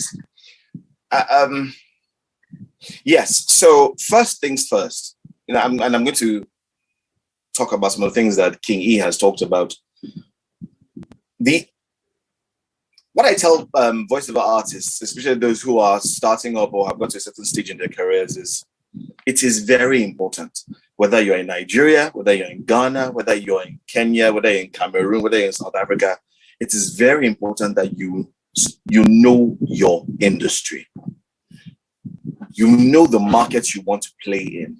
That way, you can learn all the skills required to survive in that industry. You cannot come from Ghana to learn the Nigerian industry and plan on practicing in Ghana with the Ghanaian system. It will not work. You cannot look from Nigeria to South Africa to learn the South African system and try to force it on Nigerians. It will not work. So what you can do at the beginning, especially in your career, is know your industry. Then gradually find the loopholes where you can push some of these ideals that make sense into your business. I have been on the client side of things. So I will tell you for a fact that the client's number one goal is to achieve excellence with minimum spend. That's the client's goal. They don't care. The client's goal is to achieve ultimate excellence in their project, spending the least amount of money possible. So for them, if they see an avenue to cut costs and the artist is not fighting for his right or her right, the slash comes. So that's the first thing you need to understand. Once you understand that, maybe that will help you deal with things as a business. Now, the table I wanted to shake. I'm in Nigeria, and I don't know about the rest of Africa, but I've watched the three major tribes. I've watched some of the other ethnicities I've interacted with, and it's a common misconception that talent doesn't have value in Nigeria. I'll give you a story, a very short story. So while I was much younger, I was very sporty. So basketball, football, baseball, volleyball, and had coaches lined up in front of my house asking my parents, we want this guy to play for us. And my parents kept on saying, no, we want him to be a doctor. We want him to be, okay, no problem. Years after, and this was like a couple of years ago, I went visiting my folks, and I'm a fan of Manchester United. And Rooney, they were talking about Rooney's wages. Oh, yes. Oh, brilliant. So they were talking about Rooney's wages, and they just increased it to £350,000 a week. My dad was drinking tea. And, we're talking together, and he heard the wages, and suddenly his mug fell out of his hand. And my mom rushed in. What's the problem? What happened? And my dad looked at my mom. If we had known, this boy would have played ball. We did not know. But see, that's the thing. It's a common misconception that talent has no monetary value in Nigeria. So if they could think about that and suddenly realize in retrospect, that also applies to every other aspect of talent in Nigeria. I've had advertising agency finance guys say to me, Eric, you come here. Do you know how much my salary is every month? Meanwhile, I'll hear you come here, you do 5 minutes and you go and they'll give me a bill.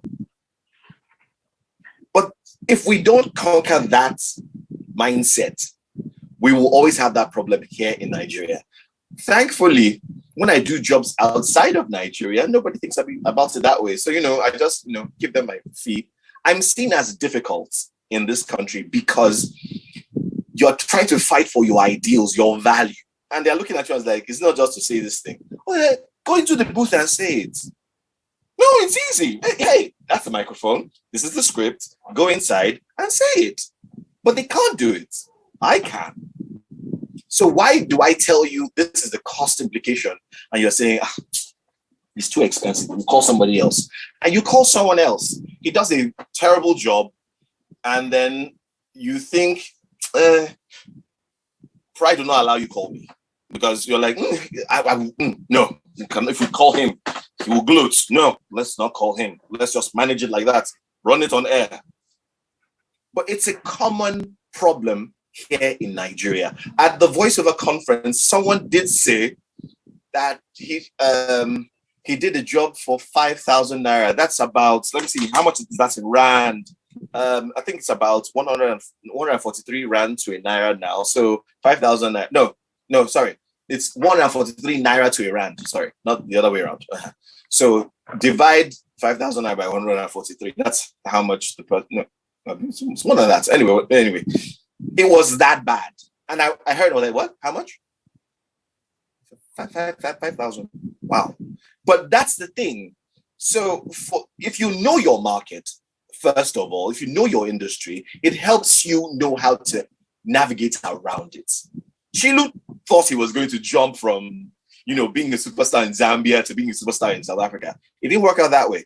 He had to start all over again while learning the South African industry. It's the same thing that happens anywhere. If you relocate from your home to somewhere else, you cannot expect to jump into the pool and be noticed. You have to understand that pool. The guy who's number one here in the country, Ahide Adum, was a big shot in Abuja.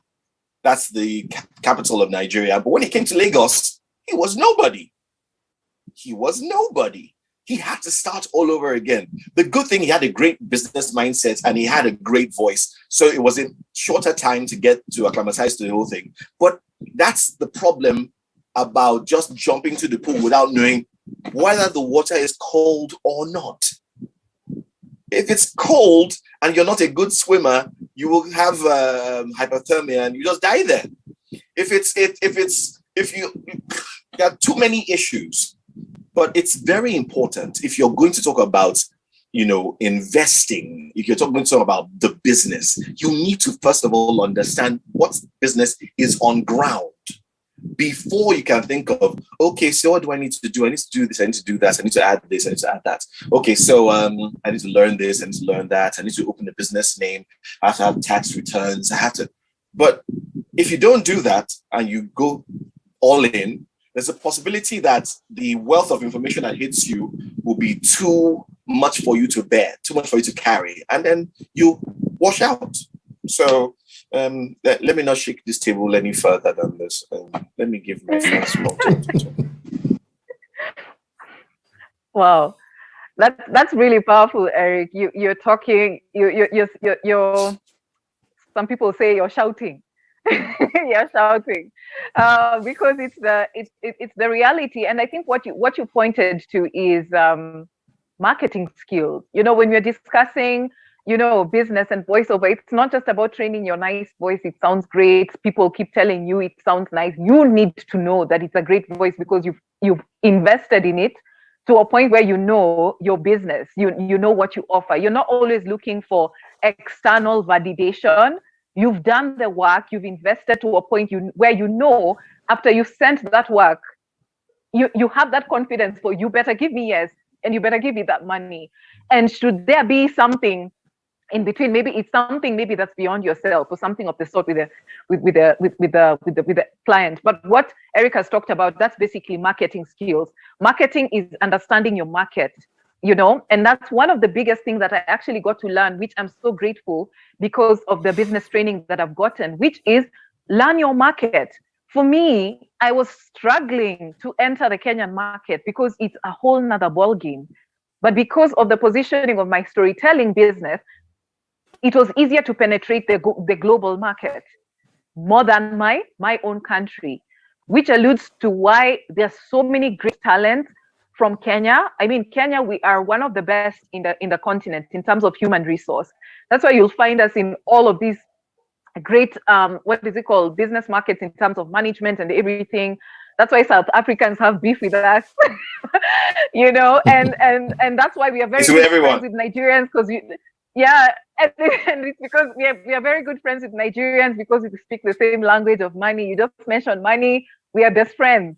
We can do this thing, But I got to finally understand why somebody, and great artists like Lupita Nyong'o, does so well globally, but back home she's not celebrated. Let's start with the fact that of her blackness and how her blackness is perceived by fellow Kenyans and Africans.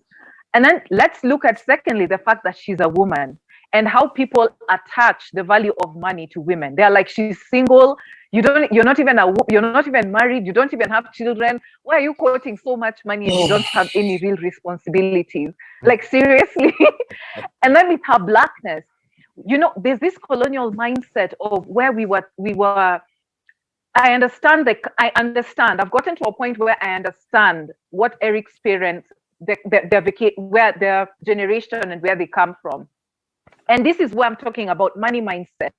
You need to really invest in what the voice in your mind that's telling you this story about money, where it comes from. And for me, it's because of investing in therapy, investing in a money coach, going through business coaching with somebody who constantly challenges me about why are you saying such words about yourself. It's what helped me understand the how of I am where I am, So basically what, Eric, you're talking about is generational perceptions of money. And especially let's look at it from the African perspective. Our parents grew up during colonial times. They saw colonialists with their eyes like this. They saw what it was like. Their parents had much, but it was taken away from them.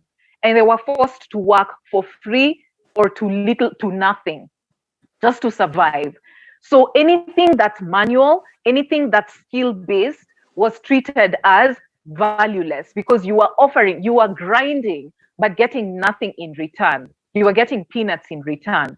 So of course, when the opportunity for independence came and they had to invest in their children, anything that felt manual or anything that you could not, like something that seemed like service, was immediately seen as, no, this is not something that's valuable because this is your hustling. You're taking us back to the farms. You're taking us back to doing manual labor. That's their mindset, because they're thinking, why are you dancing? Isn't dancing like performing for people so that they can pay you change? That's how they see it. And so it came to a point where I had to understand, why do they push for lawyers and doctors and engineers and all of these people? It's because that's the narrative they were given about who is valuable, and that's where the money is. But the beauty with this young generation, for myself, I'm a millennial, but I'm feeling so positive and encouraged by the younger generation, the Gen Zs.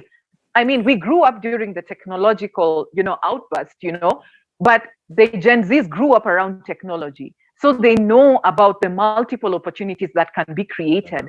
For example, in our country, during the pandemic, we had the emergence of the amazing comedian, Elsa Majimbo. Right now, she's doing such great stuff using TikTok. Her parents were like, what are you doing? What are you doing? But you know what African parents need to see? Once they see that money coming through, do you think they complain? Do you think they need to even ask any questions? Well, they're like, okay, so what you do? You dance. You mean you're buying me a new car? You mean it's coming from your? Can you sing? They'll even start supporting you. So that's where, when it comes to business, it's all about output. Once you start seeing the output, then those kind of narratives that your parents used to have and stuff like that, they won't hold you down. But for yourself, you need to redefine for yourself, what does money look like? What does opportunity look like? And that's why I challenge very many Africans today to stop looking only locally. You are worthy. You do not need to ask for permission to compete globally. If the voice industry, the voiceover business and the industry in Africa is to be taken seriously, it's up to us to start negotiating well, to take ourselves seriously, to invest in those skills, but to also make ourselves visible and to be known globally. Many of my clients who've been coming out to me, they've come to a point where they recognize my voice as the educated African woman's voice. That's what they call it. I'm getting to a point where I'm starting to hear, oh, this is what they perceive as my voice. But if I don't say yes to that job, how exactly will I teach them this is actually a Kenyan accent? And jobs that have come to me that, to be honest, should go to Nigerians, I make sure that that money goes to Nigerians. I do the work to network and make sure that the right work goes to the right people.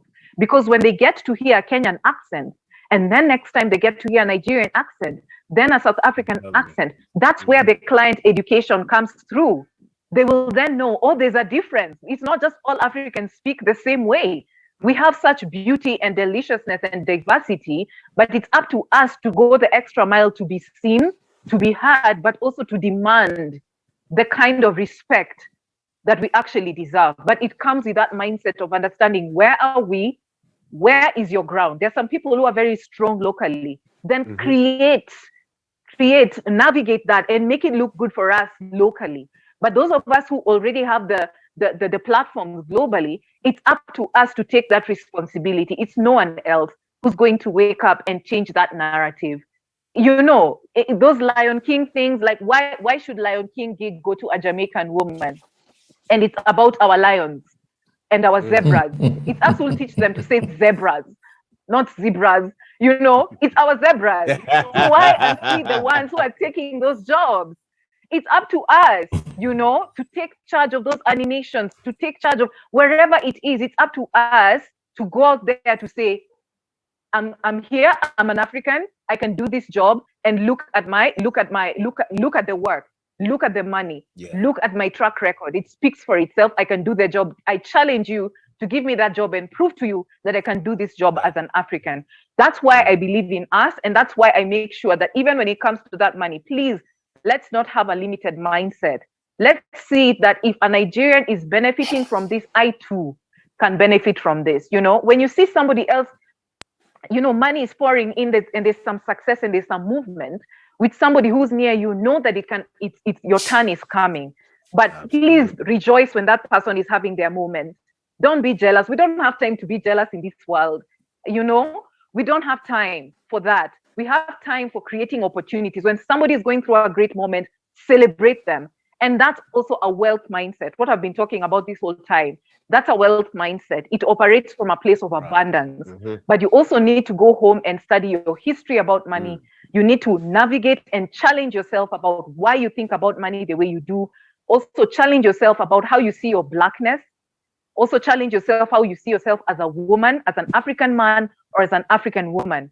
Once you have that mindset, you then know the work that you need to do, because anything else that you play, whether you have a great voice, but your mindset, you look at your blackness as a disservice, I tell you, you won't go anywhere. And then you'll make the rest of us look bad, because you will judge your next voiceover job.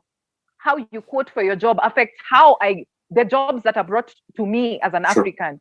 If I go there saying yes to a $20 job, then other agencies will start approaching to me and say, oh, African women voice artists, they imagine they're $20, they're cheap. So we'll go to them. But if I build my wealth mindset and I quote well, they will know, do not mess with African female voice artists. They know their worth and they're not looking for permission. You either go with a great rate or a fat check, or don't involve them at all, you know? So anyway, end of service. I'll start passing offering basket in a few. You should be shaking the tree, guys. I was going to say that it's time to pass the basket. Shaking the table. You went from business to preaching, and at some point I was like, okay, hallelujah, let's get this going. So can I jump in real quick? Yes, it's interesting because what you guys have touched on, there's also a balance between marketing yourself and getting the money and educating clients. There's a dance that fascinates me because as an artist, the clients, for some reason, they know that there's a budget for what we do. But at the same time, once they start perceiving you as a guy who's all about the money and not about the art, there's also a danger of, looking at you as if you're not a good ally in a sense. And that's somehow I found that having an agent early on in my career was that buffer where the agent will play the role of chasing up for payments. They'll be the bad cop. When I come in, I'm just that smiley teddy bear, but behind the scenes, I'm talking to my agent like, how's the money looking, etc. So there's that tango as well. And when you're self-represented, then there's a bit of not like you're disadvantaged, but sometimes it's a bit jarring if straight after the voiceover you finish the recording and you're asking the client, so let's talk about billing. Maybe you write out this invoice here, and So there's that consideration as well. How it's tackled, is dependent on how you skin this thing. But also something that you said earlier on, I think is pretty nice. We have to take these opportunities to educate clients and educate people so that they start seeing things a bit differently. So, for instance, I think it was last week, I did a job for one of the channels here through a production house. And the production house needed 2 words changed. So the following day they say, can you do us a favor and just send us those 2 words? And then I had to kind of, nicely just kind of put the information forward to the producer that if I'm going to record this at Studio X, which is a 30-minute drive to do those 2 lines, there's the effort, the time, the fuel, there's, all these things, which are involved in me doing you that favor. If I'm doing it from my home studio, I'm taking your audio, I'm placing it in the timeline. There's a whole lot of effort that's going in there.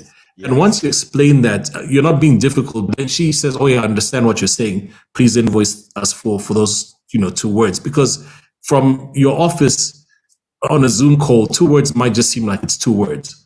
But 2 words are a whole lot of effort going on. So there are those opportunities which, are learning opportunities where you can highlight these things to people to get them to change their views. For instance, last example on changing attitudes. If somebody comes to me and says, I get a lot of money for what I do, you have to also consider that this is the same guy who did 3 years at the AAA School of Advertising. And those fees were exorbitant. But that allowed me to understand branding to the degree that if you bring a script in front of me, I know where to place the read. I understand what's going on behind the scenes, and I'm able to add value more than just giving you a pretty voice. I'm actually kind of getting into character so that your brand is represented as best as possible. But there's been a learning curve and investment to get me to that point. If I'm recording from my home studio, there's been an investment which relates to equipment, which relates to learning how to operate software. There's all these things that have gone into me being able to help you to push your agenda. And all those costs then have to come back in the form of remuneration, as the journey goes. So yeah, it's all about, once you understand things, also try to communicate that to the people that you interface with so that you're on the same page basically, and that they understand why they're paying so much. I've seen a question and I'll answer that quickly from Sinemuvuyo Mpulu, who's asking me what role negotiations play in naming the price. So in South Africa, the difference is there's a rate card, and the rate card is used as a guide. So depending on what the job is, it's easy to reference those pages and say, okay, for what you're wanting to do, this is kind of where, we can peg this figure. I know in different regions it's different, and I also do work for other countries, and sometimes it's like a plain negotiation from asking what the rate is in those regions. If I'm doing something from Nigeria, or for Nigeria, for instance, which is not in a Nigerian accent, but like if I'm doing a neutral read for a Nigerian audience, it's easy for me to reach out to King E and say, what's the going rate for such and such. I think I've done that once with you, and those people never paid. I should shoot them, but so things of that sort I think come into play. There's that thing that I say a lot to my wife. I think is exhausted from me saying it, but I heard it when I was a kid, and I thought it was so fascinating. Where a guy said, "You'll never get paid what you deserve. You only get paid what you negotiate." And so, as you carry on in life, if you start harnessing your negotiation skills, not only in voiceover, in other fields as well, then I think you'll be able to do well in business, even if it's not in voiceover. Amazing. There's just so Wisdom. much depth and wisdom from everyone. Not only the old man. Every elder Chilu. There's so much, and I'm looking at all the questions that we have, and I'm like, nah, we can't take everything. So I would just pick maybe 3 or 4 questions from the audience. Can I mention something very short? Yes, please. I'm just thinking from the point of the audience, and I'm like, maybe you guys have had everything that we talked about, and it might be a bit overwhelming. So you might be like, okay, negotiation, okay, AAA, branding school. Okay, there are all these things that I need to do. Start with your mindset. I think that's one thing that all of us have talked about. Start with your mindset. And as somebody, you guys might not know this, but it's a fun fact. I am a first generation businesswoman in my entire family, my entire, extended family. And it was tough for me to even see myself as an entrepreneur. One of the best entrepreneurs in my family was my grandfather, who worked in Uganda after World War and stuff, and he supported his family from Uganda. Then came my father. Even when I went into business, he didn't believe that I could do it, but I did it anyway. I learned from scratch how to do business. The best way in which you can start, especially if you don't have a reference for who is an entrepreneur or where can I tap into a healthy mindset or wealth mindset, is just start with one person. It could start with a YouTube channel. It could start with that friend who's very good with money. It could start with being mentored by somebody in your community or your church or whatever it is. Just there's something beautiful that happens when you're constantly feeding your mindset with something that will point you towards the right direction. It could mean a certain YouTube channel where they're constantly talking about money and big numbers, the numbers that will shock you. Feel that shock. But I tell you, one day you will hear that number and it will not shock you anymore. It will become normalized, right? So start showing up in spaces where people are talking about money and big money and investing and stuff like that, because you want that to be a new culture and a new language. You learn it with time, just like voiceover. You will get to learn about what buffering is, what are all these things. You will get to learn that, but start with surrounding yourself with people who are constantly talking about money. Start engaging with forums. Put money at the end of the day. And people normally tell me, especially when I used to coach women leaders, and they used to say, oh, I don't have that money. Do you know what I would tell them? I'd be like, right now, look at your budget. Look at the expenses that you made this month. Didn't you pay around $50 for your nails? Did you pay around $10 or $100 for your hair, for your new wig? I am like, how much more is important? Like, what is more important? A wig?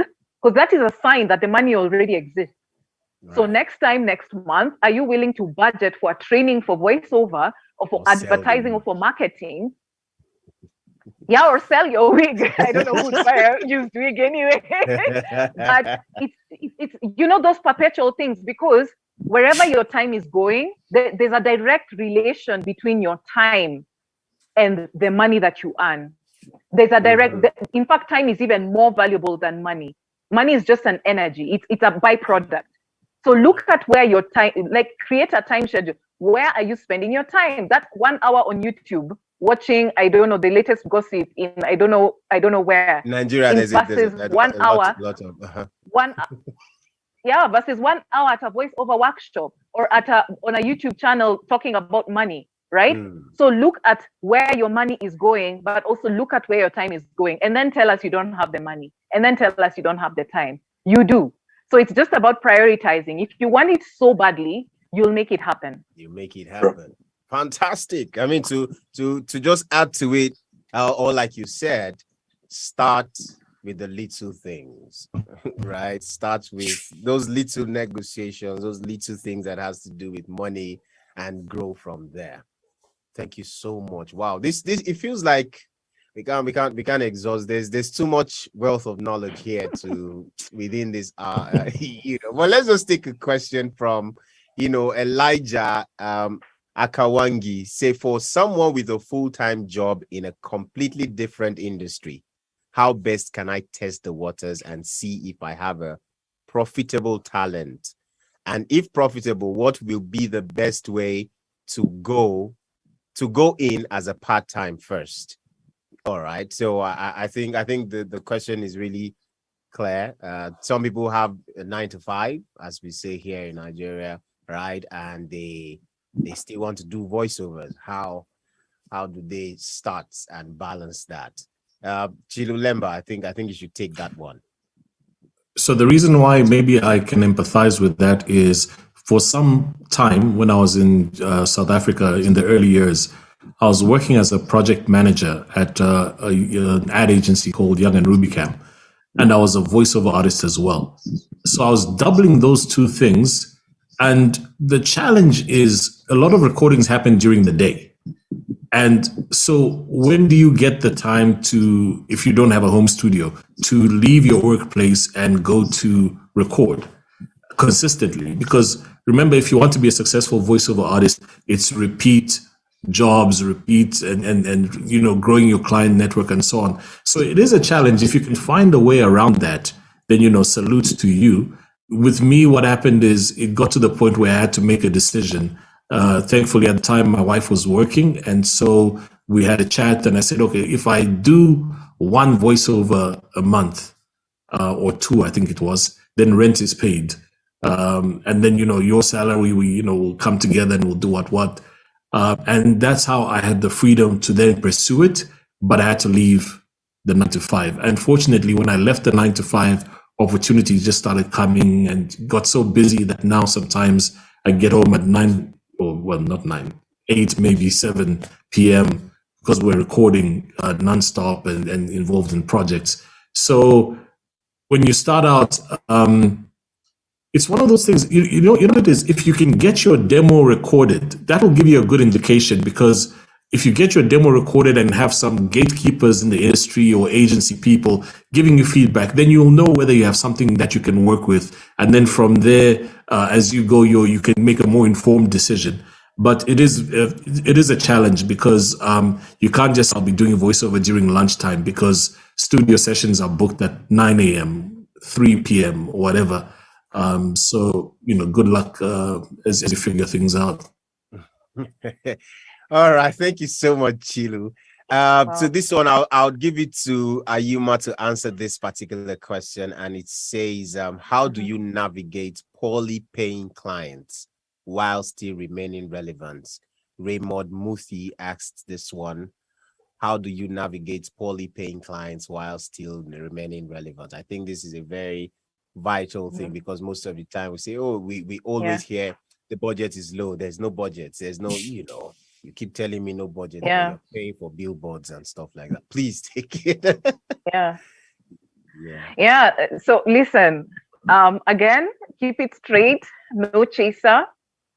These are in fact, I made sure that I write down definitions here, right? I hope you guys have a pen and paper somewhere, right? Because I think when people hear about business, they normally think it's what we see on Instagram, dressing up nicely, A-star class somewhere, driving, and then we can already even remember the voices or the music of the reels, right? But business is all about numbers. But at the end of the day, when you look at business, you need to ask yourself,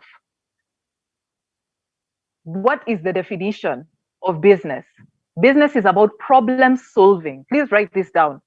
Business is about problem solving for urgent problems experienced by a specific target audience. This is a very simplified version of this definition, because I think the actual definition is out there, but people don't know that. It's about problem solving. What problem are you solving?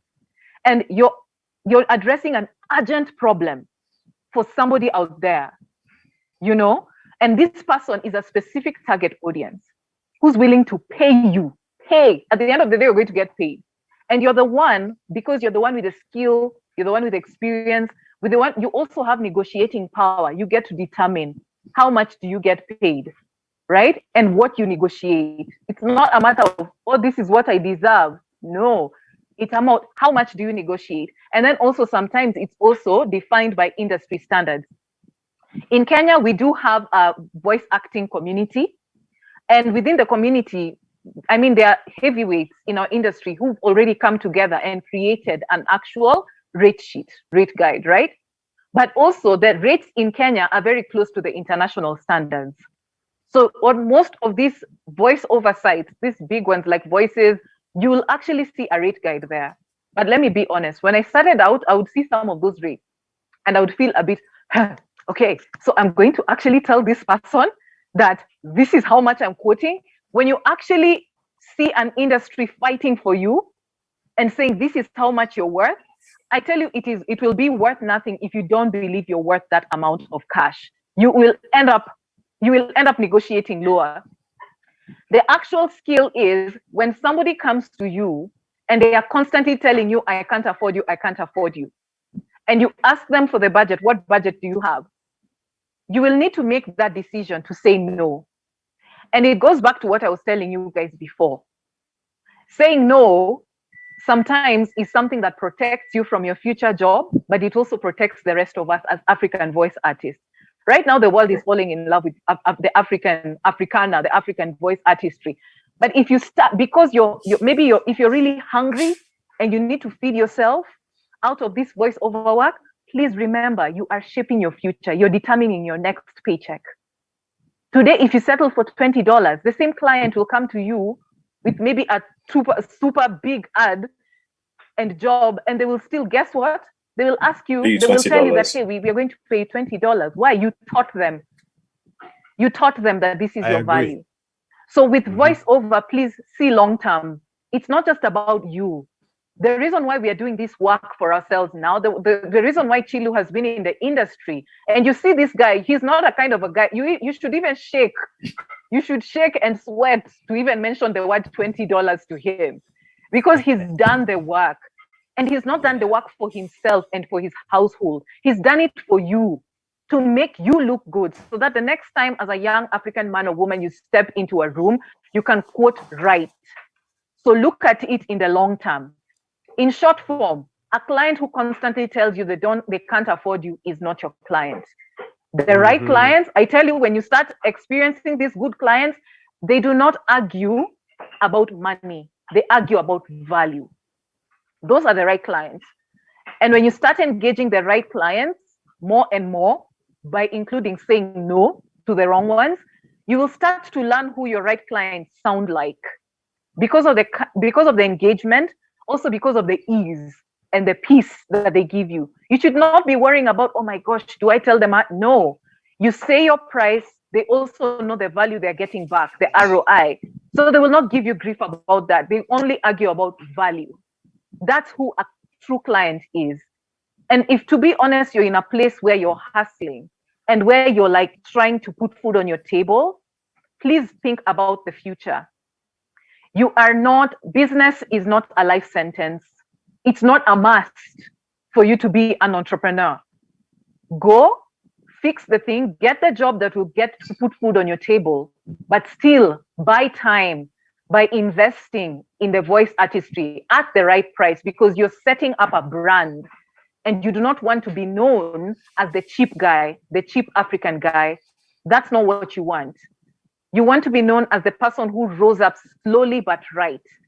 So make sure that if you need to put food on the table, please put food on the table, but please do not negotiate low, because it will affect you in the future and it will affect us and our value as Africans in the industry. Can I dive in real quick, just before I forget the thought? I'll be very brief. But also, just additionally, we also, if we're thinking about this thing as a business, you have to invest back into it. So similar to how in any other business, you have to take some of the money that you earn and put it back into the business, you have to put it back into courses to improve your craft, or your website, or equipment that will allow you to produce world-class audio, and all those things. There are all those costs that you have to put in so that you plunk back into your business. So that's my brief point. And then also, sometimes this is a mistake that I made, so I'm just kind of sharing, is that when it came to stuff like setting up my studio, sometimes you'll watch YouTube and you'll go for something that you think will work because it's cheap or whatever, and then it has its shortcomings. Then you buy another thing that's a bit more expensive but has shortcomings. So there's a journey where you're spending and spending and spending, as opposed to just finding out from consultation or from whatever what the most solid thing is, and then spend money on that, so that you just kind of ring fence your future in that sense. But yeah, I think it's also an important factor to plant back, whether it's knowledge or physical, tangible gear. You have to put back money into your business. Absolutely. I totally agree. Thank you so much. Thank you. Okay, this one is from Joan Wangari. She said, how does one source for voiceover work in Africa, and how do you determine what to charge for your work? So it's a two-in-one question. First, how does one source for voiceover work in Africa? I think that is something that we need to also talk about, because that's important. And then she spoke about charging. And I saw another question that might also follow this, that spoke about negotiation and all of that. But then I think we should just respond to this. So Eric, you could take it away, and maybe another person can add. Okay, how do you search for work in Africa? Right now, there aren't many pay-to-play sites in place that focus on the African market. Most pay-to-play sites focus on the international market. Maybe once in a while you see a job posted for Africans. But usually what I tell people is, when you're starting up, one of the key aspects of knowing your industry is also knowing employers in your industry. If for instance, if you're in Nigeria, you would know that the industry is built behind advertising agencies, production houses, radio and TV stations, and then the internet. These are the four major ways to get work. But when you start to work with South Africans, you have talent managers and talent houses and agents and managers. We don't have such of that in Nigeria. But like I said, if you know your market, it also helps you know the employers of labor in your market. So that way you can now market yourselves to those people. So if they require a demo reel, some places they require demo reels. Sometimes they require you to come in and audition. They take your voice down and then they have you on their roster. So it depends on what market you're in. But basically, if you want to get jobs that way, it's always important that first of all, how your market is composed or created or structured, and then you can now approach the employers of labor. As regards how much to charge, similarly, it's also based on where your market is. Like I've said before, you cannot use the rate card or the terms and conditions of the rate card in South Africa to give work in Nigeria. It won't work. So if you're in a country that has a rate card, look it up. If you don't have a specified rate card in your country, you can always look up the ones that exist and then translate them based on your industry. That's the way I say it. Sometimes I tell people have two rate cards, your personal rate card and the industry rate card. So you could take time and learn the rate cards from different sample companies, sample countries, and then draw up something that will work for you. So, different countries, different rate cards. Some countries don't have rate cards. You can always sample someone else's rate card and then translate it to feel, okay, so this is how much they're charging. How much would I possibly charge for this, charge for that? You could also ask questions because obviously every country has media. So you need to find out, okay, so the announcements that they make or the commercials or the documentaries that are being done from my people in my country, how much do they charge for them? You can sample their opinions and that will help give you a more informed decision in drawing up your own rate card. That's what I have to say. Thank you so much. I mean, we have to round up this meeting. We're almost 2 hours in, and I think that we've done justice. For those people who we were not able to answer your questions, there'll be other times, I'm sure, for us to touch on that. And also, if you get a training or enroll with us, I'm sure that there are a lot of things that. But before we go, this question, I think it's important for us to just touch on it because it takes it to another level. And it says, through voiceover work, have you been able to impact and give back to your community? This is from Joy Yangura Tombi. I wanted us to respond to this because for me, there's also that part, even though we're talking voiceovers, I think that in everything we do, there's that humanity. Right. And because I grew up in Nigeria and people given to me helped me become somebody, in quote, in life, I am very big on giving back, no matter how small. Yes, we want to make money, there are bills to be paid, there are staff to, to be paid and all that. Just like this webinar now is free. If you listen to what everybody's saying, you realize that this is what should be paid for, right? But we're doing it for free just to give back. Okay, so how has voiceover work individually now? I think we should all respond to this and then we'll just call it a day. How do you think that someone can give back due to voiceover work, and how is that possible? Yeah, who's there? Okay, let me start. I can see none of us are going to start quickly. It's a very tough question, but from my side, what I've found now that I'm, I think I'm hopefully winding down. Honest, maybe I'll be farming in 3 years' time. But what's happened is there are a lot of people who, without fanfare, without blowing trumpet, have had the opportunity through networking to get a hookup based on my network. Because voiceover, as Eric said earlier on, the way that you get jobs, initially it's hit and miss. Initially it's trying to find out where you can source jobs and so on. But as you grow in the industry, it becomes about networking. And so giving somebody or allowing somebody to enter your network and recommending them and seeing them flourish or earning money and maybe putting their kids through school and so on, that stuff doesn't get a headline, but it happens. And so sometimes I kind of get a bit of a fulfillment when you realize that, through what you've been doing, you've kind of spread it out a little bit. Because when you come into the industry, like this happened to me, when I started out, the first sound engineers would be like, yeah, you're the new Tony Ndoro.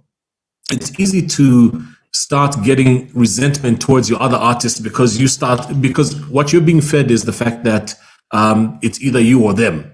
Whereas that's not the reality. The reality is that this pie is big. All of us have different skills. A lot of people think it's just radio and TV. No, there's on-hold voiceovers, there's corporate. It's a wide field. And so if you get the mindset where you kind of acknowledge that this is not about, silos and competition and whatnot, it's about getting the job done. And if we can spread that out, the same way that earlier on, Yuma was talking about, if there's a Nigerian voiceover, she'll send it and let the Nigerians get their money. Because that's the mindset of acknowledging that this thing is not something that you hoard. It's not something that you hold on to because if you let it go, your life ends. No, it's about give and take, and it's about spreading and sharing. So yeah, that's I think has kind of been my mindset. Not necessarily to do with voiceover, but we have a thing called the Lusaka Radio Summit, which went on for a number of years from 2009. And that was the similar mindset where it's like, we're going to get people from different spaces and different, levels in radio, and we're going to gather in Lusaka and exchange knowledge. And so, yeah, I think from my side, that's kind of been my journey in terms of giving back, I suppose. Thank you so much, Chilu. Thank you. Eric. Yeah. Okay, so on my side, what I try to do a couple of things in form of giving back. Sometimes, especially like when I work with some companies, NGOs. I do stuff for them for free. I also trained a lot of people in the past. In fact, I did something I usually don't do. I took on 3 students very recently after an interview I did with a university platform thingy. So a bunch of students from different universities in Nigeria. They came together and they reached out to me, and then as a way of giving back, I picked like 3 students and I offered to mentor them for life. I think, I'm not sure. I'll find out pretty much whether it's for life. It's for life. Anyway, but, and then and then right now, the Nigerian voiceover industry is trying to reshape itself.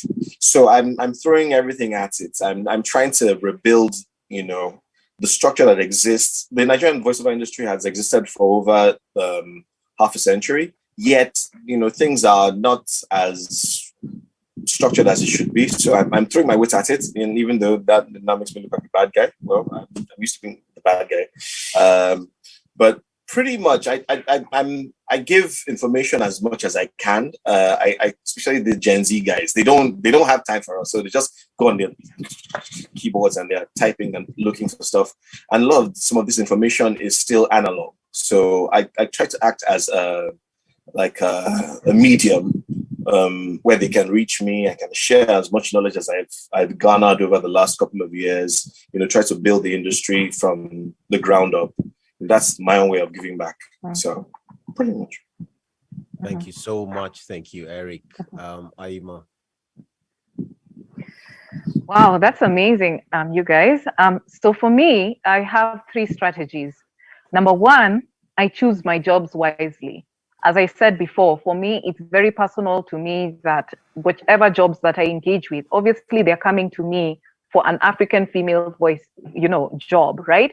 So I make sure that I do research about these organizations. Are they really having a positive impact in Africa? Or are they having a positive impact in the BIPOC communities? It's important that we invest our voices in organizations and in campaigns that are actually uplifting and serving our people, right? Maybe my voice is championing for women's rights, for mothers in Nigeria, for maybe communities in Kenya, the underserved. Those are the kind of projects that I've worked on. And it's just such an honor to know that I might not know that woman somewhere in Nigeria. I might not know the young girl who's been impacted somewhere in Ethiopia or Somalia or Kenya. But the fact is I've lent my voice, and that's what we do. It's so powerful, the kind of work that we do. So please make sure you do research about the organizations which you're working with, because at the end of the day, will it give you pride to say that I worked with these people? When you truly get to know the actual work that they do, is it hurting our continent or is it uplifting our continent? Please do your research so that you're not lending your voice to organizations that are actually hurting us. Make sure you're investing your voice in organizations that are uplifting us. For me, that's the number 1 thing I always do. When clients don't tell me the organizations or who the end client is, I always insist, please let me know for transparency, who is this organization? So that I go do the research and make sure that I'm investing in organizations that are investing in me and in you guys, because we all have to win. The second thing that I do is, even in my branding and my social media messaging, there are a lot of people who are stalking my profile. There are also others who are stalking my website. I make sure that I educate them well about African deliciousness and awesomeness. I make us look good. Guys, go to Canva. Make sure you invest in a nice logo. Make sure that is in a way of giving back, you guys. Make us look good out there now. Make us look good.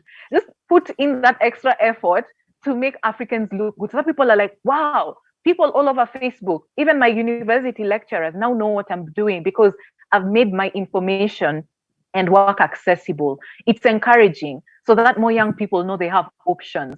That even post-pandemic, hey, I can actually have an opportunity to do this. And also I balance my social media content with one time I'm pitching and I'm actually actively marketing my work, but also I actively teach on social media. It's not always about, hey, work with me, this is the work that I did, but I also share, hey guys, these are some things that you could also start working on. I also have a YouTube channel, Let's with Ayuma, and I have 2 amazing videos where you can learn about, number one, safe studios for African women and Kenyan women. You will get to see that. And number two, how I got started as a voice artist. I've been able to learn so much, and I'm right where I'm at. You guys, you can actually teach. You don't need to be 25 years in, like the grandmasters who are here on this call, to actually be able to teach. You can simply teach about, if you've mastered something, you have the authority and also you have the responsibility to share with others.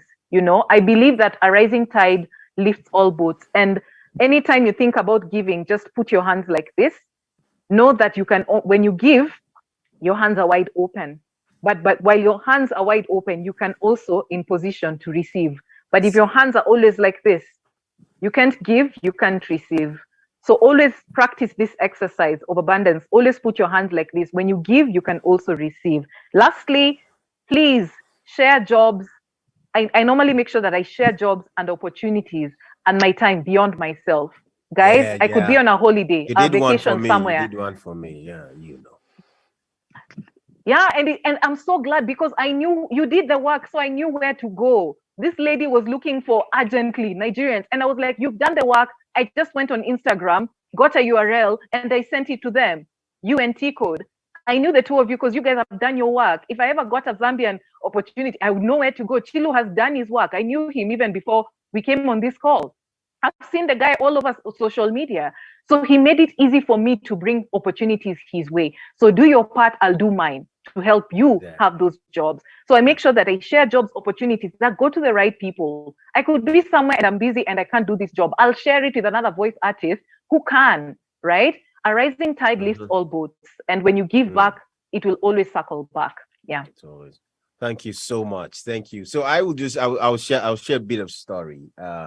Because for me, like I said earlier, a very big part of my life is, getting. So I do well to give, right?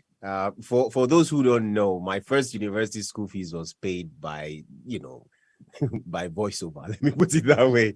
Okay, a gig I did voiceover work, because things were pretty rough back then, and there was no money coming from anywhere, and I had delays literally every step of my education. All right, and even at the university was looking at me in the face. All right, and because of that, I felt that was even why I started training. I felt there might be someone out there that would need voiceover, maybe to scale from the level they are to another level, just like me.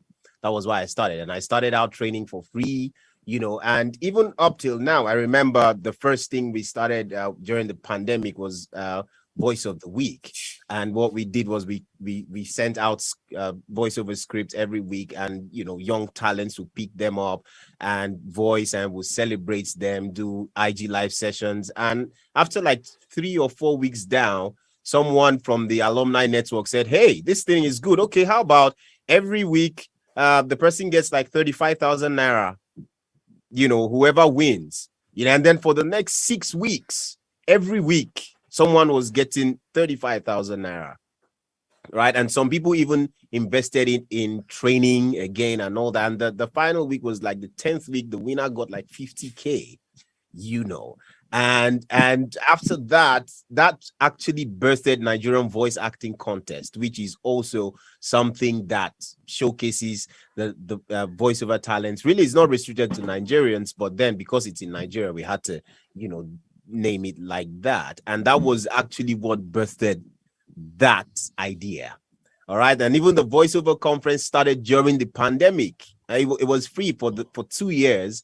And then we decided to say, hey, let's put value into this thing. And every of our training sessions right now, there's always someone that will say, hey, I want to sponsor 2 people. So there's also that scholarship that comes from everything we do. So generally, I think this is important.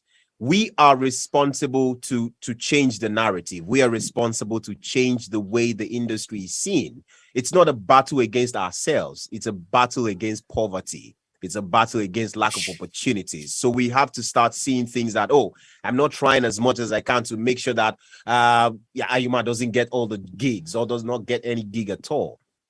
But we should open up, because like she said, when you give, you receive. Okay, thank you guys. It's been amazing. Please do well to follow Chilu Lemba, Ayuma _Michelle, Eric Tuz _Maximus, King Ia Pemike, and of course, Voiceover Workshop. And thank you, Chilu Elder. Thank you. I respect this man a lot. He doesn't know, he looks at me like, oh, you're doing a lot in the industry.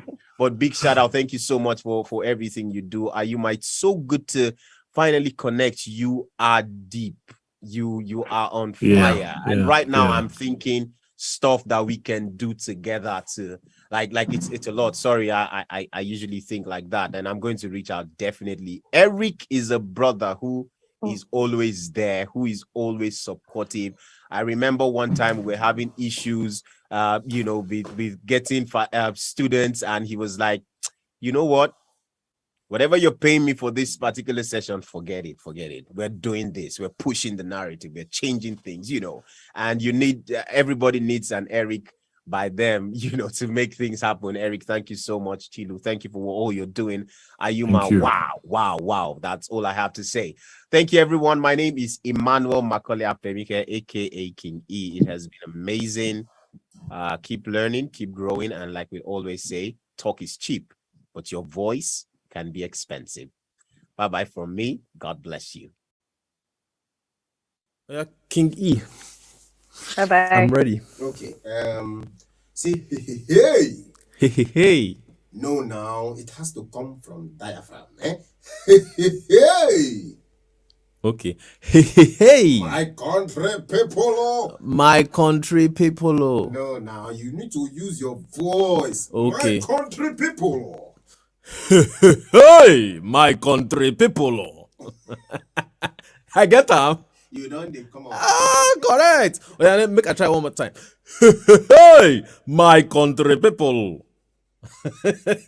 Yes, so see, make I tell you, my brother, my sister, that's your voice where you take the talk up and down for your street. You know, say if you take and make money.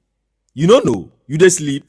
Make I tell you, voiceover workshop. Then they do voiceover acting pro course this September. When you hear people where they come teach, your ear go dey ring. We get Chioma BBB, we get T Code, we get King E himself, we get Eric Maximus, we get me, my very humble self, Sheun Ajayi, we dey among, and we get another Oluwaseun Olusegun. All of them come together gidigba to tell you, say, my brother, my sister, we go teach you correct way to take use that your voice to make better raba. You dey hear me? So follow them for voiceover workshop for Instagram. Check out, follow them now. May you check the link for their bio. May you register now.